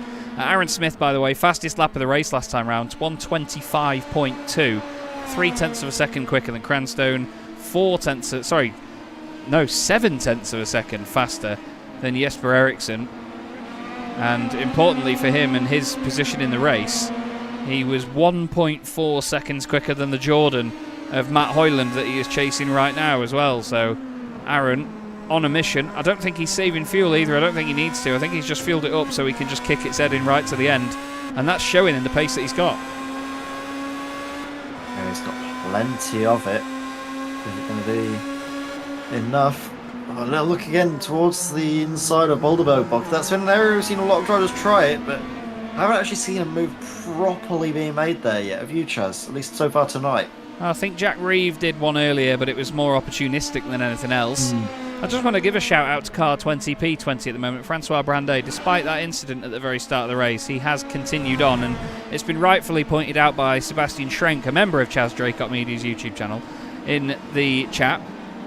Hats off to him, because Francois has just pushed on, regardless of what's going on. Fretwell and Reeve, yet to take each other out, are still absolutely knocking 7 shades of Sauber out of each other. As right now, Stitchbury and Ben Chalcraft say, no, my car is the nicer one that's sort of all blue colours. These two are having a great scrap and all. This is lovely racing. Oh, yeah. Wow. Lovely. For God's sake, why do I open my mouth? I think that was a lot of netcode there, and hopefully Ben's car not too damaged from that. It seems okay. Didn't seem like he was right-hand down or anything on the exit, but yeah, that was a bit nip and tuck. This will be as well. Matt Hoyland's got Aaron Smith all over the back of him, and if he knows Aaron, he knows that Aaron is fired up after a very busy race. Matt started 8th on the grid. Aaron started 5th. So you know that Ferrari is going to be hoping to recover some positions in the late stages. Hoyland all over the joint on the exit of Boulderberg box, and Aaron Smith goes through. I bet Aaron was probably a little bit scared there in case there was a moment, and all of a sudden he had what he did happen back to him, as there's been a drama up at the front end. Yeah, Jesper Eriksson, here we go. Oh, look at this dart to the inside. Is it not? Oh, I thought for a moment he was going to overcook it, and yeah, all the way around. Off we go, Jesper. That was, again, I think he tried a bit too much all at once. You can see this little dart to the inside. Bam! And then the car's unsettled already as he's turning it through over the curb as well. He styles it out. Could have just waited another few laps though, and I think it may have been maybe at a time where the car was in a much better state for him. Obviously Cranstone pushing a lot harder, being the lead car. Yeah. Well, that's going to be good news for Sam Fitzpatrick, isn't it? Knowing that Jesper Eriksson isn't likely to be getting the maximum points here from a race victory. Yep. And Sam in 6th. We'll be hoping to catch up to Kevin up the road, but doesn't seem likely. So I think we're just praying that he can now keep that McLaren at bay. Christian Rose is putting him some good pace as well, actually. He did 1:25.6 last time round. He was faster than all of the drivers ahead of him. He started on pole position in this race and showed us just how quick he is, as Jan Stitchbury has unfortunately gone back to the pit lane. He was having a really good race earlier on. I think it's all gone to pot here down at the chicane. In he goes. It's already gone. And I think he's decided that that is enough. I'm not sure if he's hit an incident point limit or something. But he's had a busy race tonight, so it wouldn't surprise me if he's gotten close to that. But it is a big, big shame. You're right, though. Jesper Eriksson in 2nd place right now. It doesn't sound like a lot to say that he's going to score 3 points less than Jake Cranstone, but in a championship where you only get 15 points for a race win, then 12, then 10, and then it's only 1 point per position outside of the podium, you really have to fight for every single point, don't you, Ed? It's mighty close in the championship standings. We'll bring them up for a second as well. There was somebody in chat earlier asking about them. This is how the championship looks right now. Jesper Eriksson 8 points clear of Sam Fitzpatrick, and to be fair to him, Ed, he's still going to open up that gap with the way this result's going as well. It's just Cranstone is going to close in on them. Nobody else really is. No, so it's all right for Jesper at the moment. No massive dramas from now to the end of the race, please. And yeah, it's going to be exciting, obviously, as we get into the final few races. Obviously, we've got the American double header after our week break. Buzzing. And then the season finale at Motegi. So, after tonight, 3 races to go. With, what would that be? Maths, 12 points? Yeah. Yeah. I think. I don't know. I think it is. I'm rubbish at maths. That sounds about right. Yeah. 12 points sounds right. Well, say 12 points for now. Yes. We'll figure it out later. But going into the final 3 rounds of a championship such as Formula 1, where obviously we know Jesper Eriksson has already used up his drop round, could be very close. Absolutely. We cannot afford any mistakes from now till the end. We've said it, and we'll keep saying it, but Jesper needs to be consistent as well as quick. So, of course, does Sam, and Sam really needs to start racking up race victories in those final 3 races if he's to have any chance whatsoever. And at the end of the day as well, Sam right now is still under threat from Lee Aberdeen. It's not like he's having a quiet, chilled race in the middle of this pack. He's still under pressure, and he has to push because he could lose another championship point here to Jesper if Lee so wishes to get by. And I mean, Lee is possibly my driver of the race so far. He had that incident on the first lap. He's pushed on since then. He's just been brilliant. 13 places gained so far. He's got 5 laps left here at Zolder tonight, and he is right with Sam Fitzpatrick, who's had his own share of dramas once again here.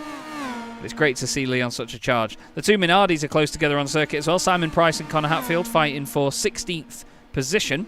May not be for points, but the 2 Minardi drivers still having a good old ding-dong with one another. Francois Brandet is up into 19th position with Jan Stitchbury retiring from the race.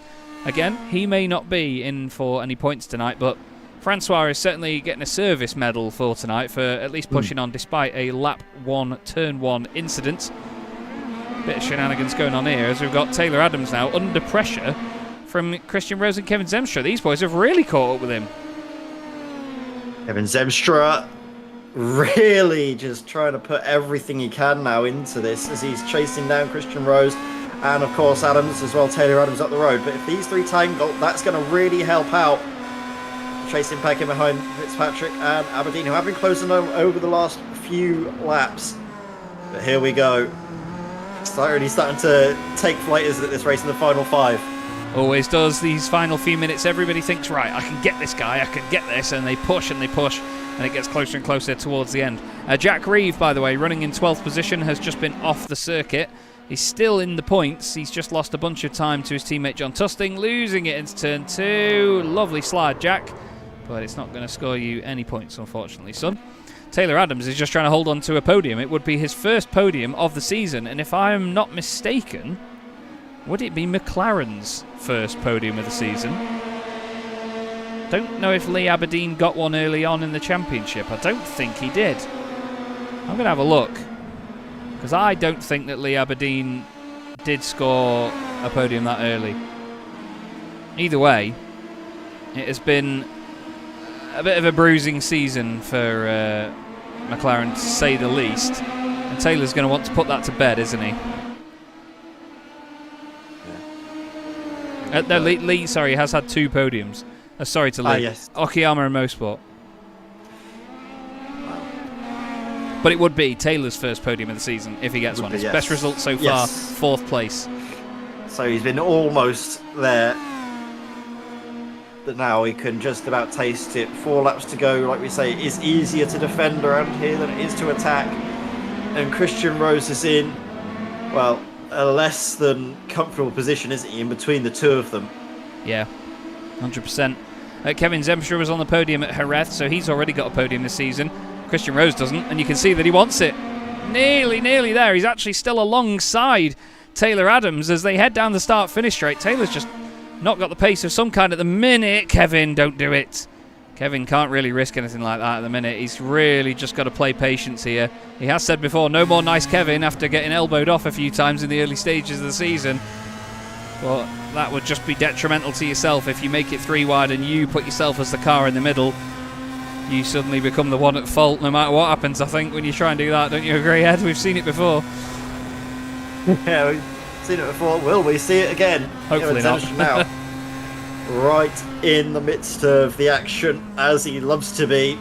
Well, he doesn't really. Well, he must do, because we see him there often enough. Yeah. He wouldn't be having a good time if he hated it. Right now, coming in towards the chicane, too far back to make any sort of move. He's really pushing this car hard. You could see, didn't you, on the exit of that last chicane, like how much he was pushing, running a little bit wide. Just trying to find every single tenth possible in the hopes that that'll get him the run. Meanwhile, running away with things, so in front, Jake Cranstone, 2.8 seconds the gap between himself and Jesper Eriksson. Yeah, he's doing a great job, but he's being reeled in, I must say. He's being caught here by Jesper. Last time it was a 1:25.7 for Jake. 1:25.5 for Jesper Eriksson. Before that, though, Jesper took 0.7 of a second out of him on the lap before that. So there is definite movement going on here. Once again, Taylor Adams under pressure from Christian Rose. Christian all the way over to the right. Taylor sticks to the inside. Christian tries to do the undercut. Or the cutback, sorry. The undercut is a pit strategy, not an overtaking manoeuvre. And he's done it. Christian Rose up into third place. And it's 2 Williams on the podium at the moment, Ed. That would be epic for the team's championship. And that would eradicate any chance of Benetton getting near them, surely, with 3 races to go. There we go. Again, this is, I think, where all of the action is again. Oh, they're just backing up into one another, aren't they? Just trying to find any way through. Taylor Adams now from what was a podium place down in towards 5th, but still time to go in the race. We're on lap 42 of 44. The chances aren't going to be plentiful for Taylor, but there will still be opportunities. 100%, especially when you're this close to another car in Boremula 1, there is always opportunities. Christian Rose, let's not forget, he started on pole position. He was fastest in qualifying out of everybody. He is rapid around this place, and he is making it work at the moment on the way to what would be his first podium of the season. And like I've said, him and his teammate Jesper Eriksson now in Williams, and with the help of Tom Stanley at the start of the season as well, would be very close to winning the team's championship if it finishes like this. But would you look behind them, Ed? Look who's in the picture. 2 laps to go. Sam Fitzpatrick, 0.9 of a second off the back of Taylor Adams. Some extra crucial championship points potentially on offer for Sam Fitzpatrick. He just needs to be nice and careful there and not get caught up in any instance. He got caught up in the incident, didn't he, on the opening lap. Just that little side-by-side moment on the exit of the chicane. Just an out-of-control car that ended up being the one that took him out of the equation for a race victory, but he could still, I mean, amazingly, he could still find himself on the podium. And look behind him as well. Lee Aberdeen is in this too. This is becoming a 5-car fight for third place with 1 lap to go. This is remarkable. And then Jesper Eriksson is 13 seconds clear, and then Jake Cranstone 3 seconds clear. Great stuff there from the lap traffic. I believe that was Danny Weir in the number 12 it was. Hats off to Danny. That's what you love to see. He's got car behind him is Martin Kenyon, who's actually a lap ahead. Simon Price and Connor Hatfield are side by side, and the Minardi's having a good old fight. It's kicking off. Zemstra and Christian Rose side by side. Taylor Adams wants a bit. Jake Cranstone's crossed the start-finish line to start the final lap. What's going to happen here, boys? You've got to be so careful about giving room. Sam Fitzpatrick and Taylor Adams, I think, made a bit of contact there. Taylor tries to get out the corner quicker. They head on to the final lap, and it is all over the place. Oh, this is a little bit naughty, boys. You need to be careful here. Sam trying to prove a point just in front. Kevin Zemstra looking down the inside. He's clipped Christian Rose, and Rose is off. Oh, dearie me. Christian Rose off in the Williams. He's managed to keep it out the wall. Kevin Zemstra up into third place. But look at this from Lee Aberdeen, man. 20th on the grid, up into 6th here after a qualifying ban. What a great drive. We saw Jack Reeve do it last week at Donington Park. An amazing bounce back after a torrid previous round with a penalty applied. And right now, it's Lee Aberdeen trying to fight back with these guys, and through he's going to go. Cheers, boys. I'll have some of that. Lee Aberdeen up into 4th. Sam Fitzpatrick and Taylor Adams. Taylor had to take evasive action in anticipation of a dive that wasn't really going to come. So then Fitzpatrick just swallowed up that place. But I'll tell you what, that move from Lee Aberdeen was perfect. They just completely parted ways for him to slide on through in towards the final corner, though. Here we go, Chaz. Jake Cranstone wins for the first time here tonight. Jake Cranstone wins in Belgium, takes his first victory in Season 3 of the CDM Formula 1 World Championship. Jesper Eriksson just running out of fuel across the line, turns it into a soapbox. Kevin Zemstra is going to head across the line in third position. Obviously, the incident will be looked at with Christian Rose. He finishes third ahead of Lee Aberdeen. What a drive by Lee Aberdeen, that is. Sam Fitzpatrick next up. Taylor Adams in 6th place. Christian Rose will be 7th. And he will not be too pleased with that final lap. Aaron Smith recovers to 8th place after his drama-filled race.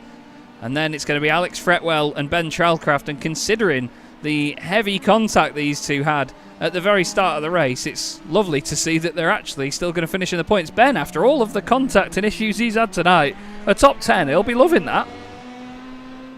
He'll be absolutely buzzing. That was been action-packed from so many drivers, wasn't it? Up and down the field. Ben Chalcraft certainly saw his fair share of the action, but 10th place, some solid points for Salbert. Very good.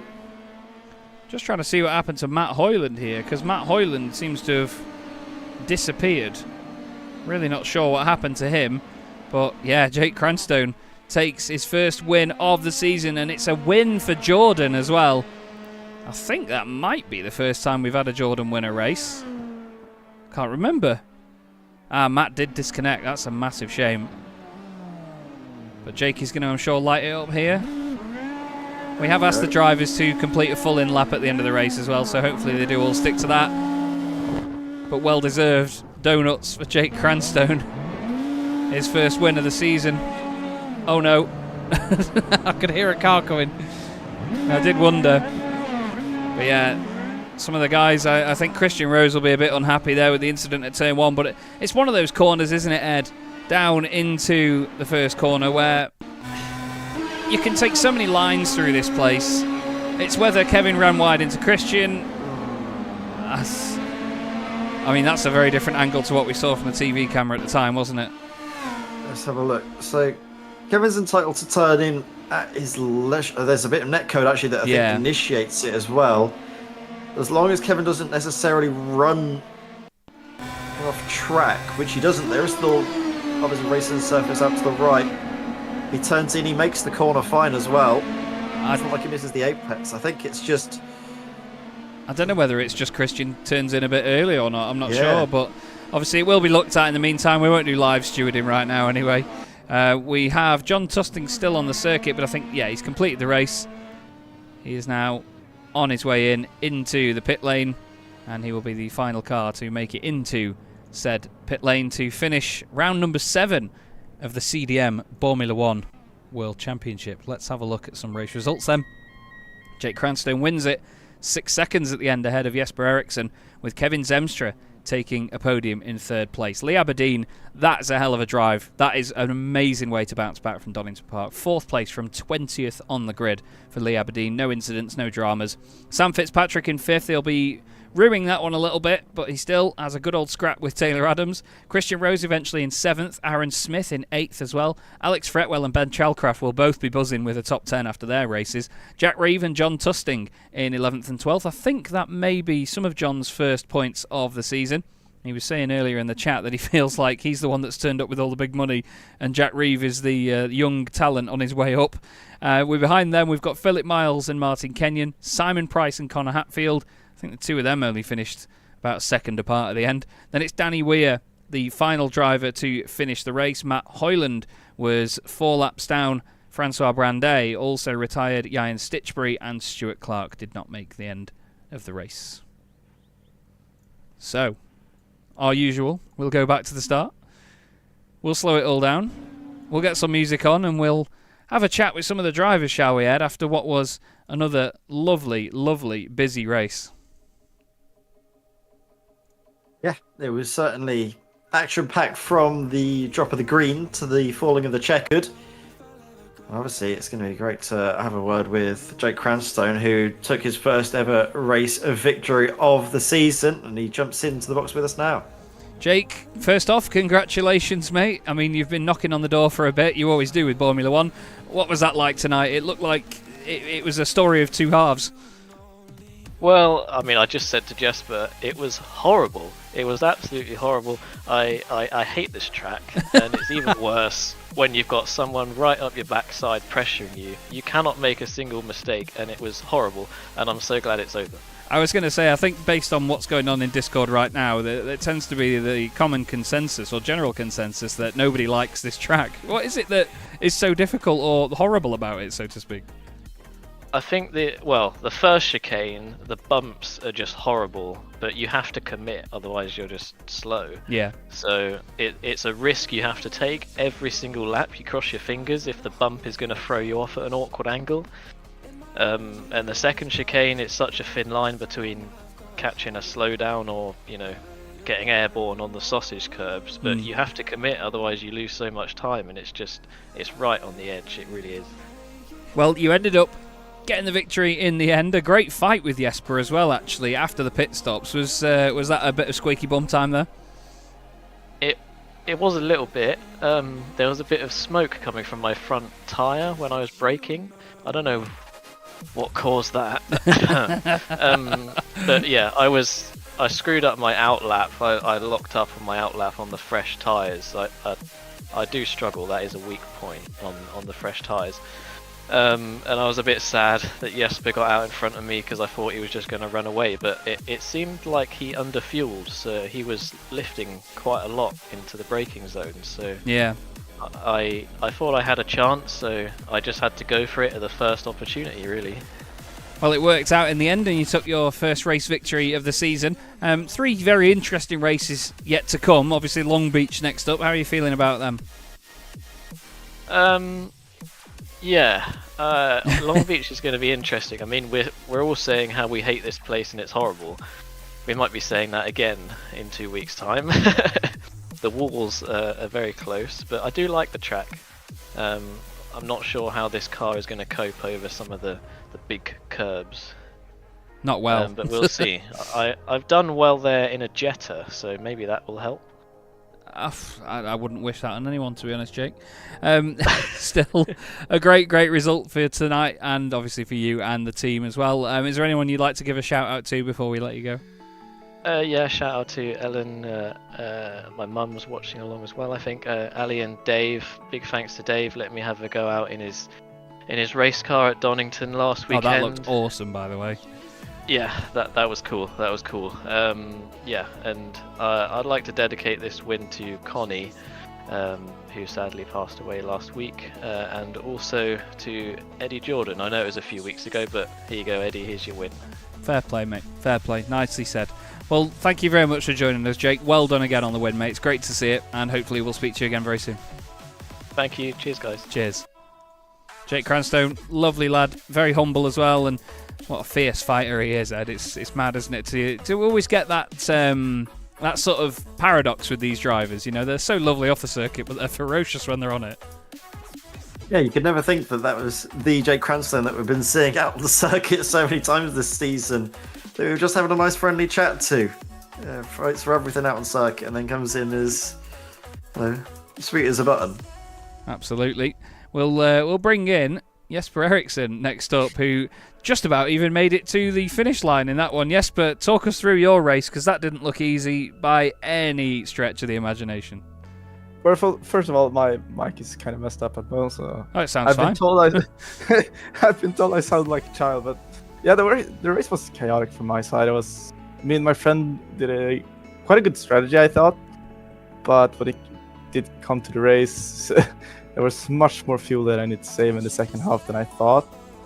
So I kind of let Jake by, not with ease though, but to save more behind him, and because I knew that if I just nailed it, I'd be able to pass. But I spun. I mean, shit happens. So that was fun. It was fun though. Fighting Jake was really enjoyable. We had a great fight. Just my mistake in the end. I was going to say, it's not often we see you make a mistake, but I knew that even when you made that mistake, you were probably still laughing about it anyway while the car was spinning, because you got such a positive outlook on this championship and all the racing. Long Beach is next, though, and that's one of the big talking points. Are you excited to go there? Absolutely. One of my favorite tracks, so I'm super excited for it. It's going to be quite fun. I think that track actually fit these cars with the quite long straights, and the break zone. So I think it's going to be a really good race, to be honest. Hopefully so. Should be quite an interesting one. Is there anyone you'd like to give a shout out to before you go? Especially my friend Lucas. This race will be my spotter and be my eyes in the sky for this race. So it's kind of fun to have him on board for the next rounds. I hope, and of course you guys for doing the series and streaming and all of that. Super fun. Really enjoy it. It's great to have you, Jesper. It's always an absolute joy. Well done on some more strong points, and we look forward to seeing you at Long Beach. Yeah. See you, boys. Cheers, man. Jesper Eriksson's such a joy, isn't he? He's such a happy bloke all the time. He absolutely loves it. And like I say, I could tell even when he was spinning, he was probably just going, well, having a bit of a laugh. It's just how he is. He seems to be just very happy-go-lucky, just rolling with the punches. And again, it's all these drivers. You expect them to be nice and gruff and miserable and this, that, and the other after a race, but they're just having a laugh just as much as we are at the comms box. It's all just a great bit of fun, and they're here because they enjoy it, which is, I think, the main thing is that we get that enjoyment come through, don't we, in the interviews afterwards. Definitely. Well, one more interview to go, and we'll speak to the man that put it on pole position for this one. He did warn me he didn't have a clutch, so the start wasn't too much of a surprise. But Shifty, you must be a bit miffed at how the end went, but still pretty happy with how the race went throughout, because it seemed like you were right on the money tonight. Very, very quick. Yeah, tricky. I knew I wouldn't get a good start. That's just a habit of not having any clutch system. Just trying to minimise the damage as much as possible. I'm not 100% sure on the last lap, if I'm honest. Yeah. I think there could have been some netcode involved, but yeah, it looked like it from what we reviewed. Me and Kevin are hard racers, so I don't think either of us were willing to cede regardless. Which is a shame. I thought it would have been a cracking last lap, but that's netcode for you, I'm afraid. But yeah, no, I thought the pace was good. I was quite surprised I put it on pole, really. Yeah, so just happy to be back on the pace, really, and fighting with the guys at the front. The first couple of rounds where I subbed in, I was a little bit off and thinking, how on earth am I going to bridge the gap? But a little bit more seat time has brought me a bit closer, which is cool. I was going to say, I mean, from a personal perspective, it's been great to see it as well, because I know how long you were out and came back into Formula One and straight off the bat, and to see that pace improve and obviously culminate in a pole position was just, I mean, I tried to hide bias, but I absolutely could not. It was great to see it. I mean, for anyone that doesn't know, Christian and I, we've been racing together for 10 years now, surely, since both of us were first involved in iRacing, and it's just great to see the constant progression, and obviously see you get back into that as well. Is there any positive thoughts to round us out before Long Beach? Because I mean, it's definitely what the talk of the calendar. Yeah, I love Long Beach. They'll be as long as everyone keeps their cool, I think it should be okay. Yeah, it's going to be a massive challenge, and let's just hope there isn't any incident on lap one, just because it could wipe out the majority of us. So we've got a couple of weeks now, I think, and the challenge of trying to avoid the many walls at Long Beach and not end up in the fountain would be a good start. Yeah, I can imagine we're going to find one or two of them in there, whether it's the end of practice or the end of qualifying. We'll find a few cars in there. Is there anyone you'd like to give a shout out to before you go, mate?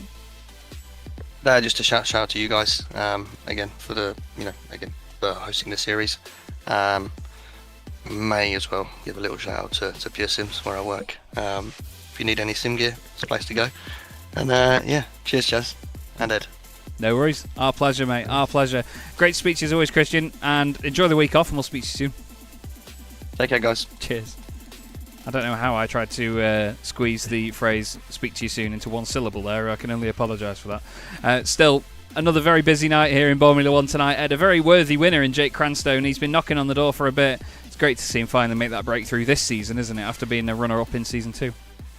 Yeah, it's certainly been a long time coming, hasn't it, for him? But, well, better late than never, and he's got 3 more races to get some more under his belt, but we'll see exactly how well he can do in just a couple of weeks, isn't it, actually, Chaz? Because we've got that week break That'll Yes. be next week. So no Formula One for a while, and no me until the end of the season.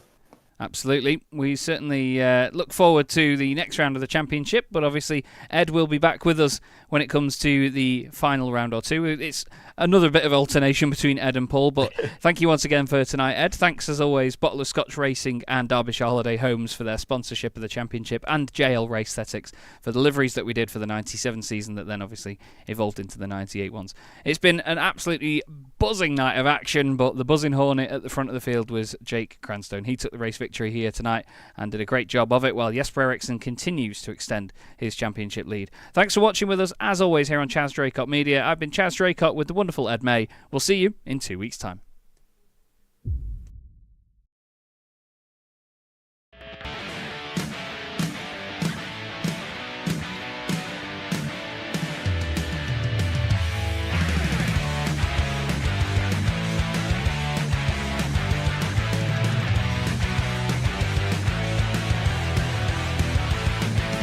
Goes to the right, Silas goes to the left, across the line, it's going to be...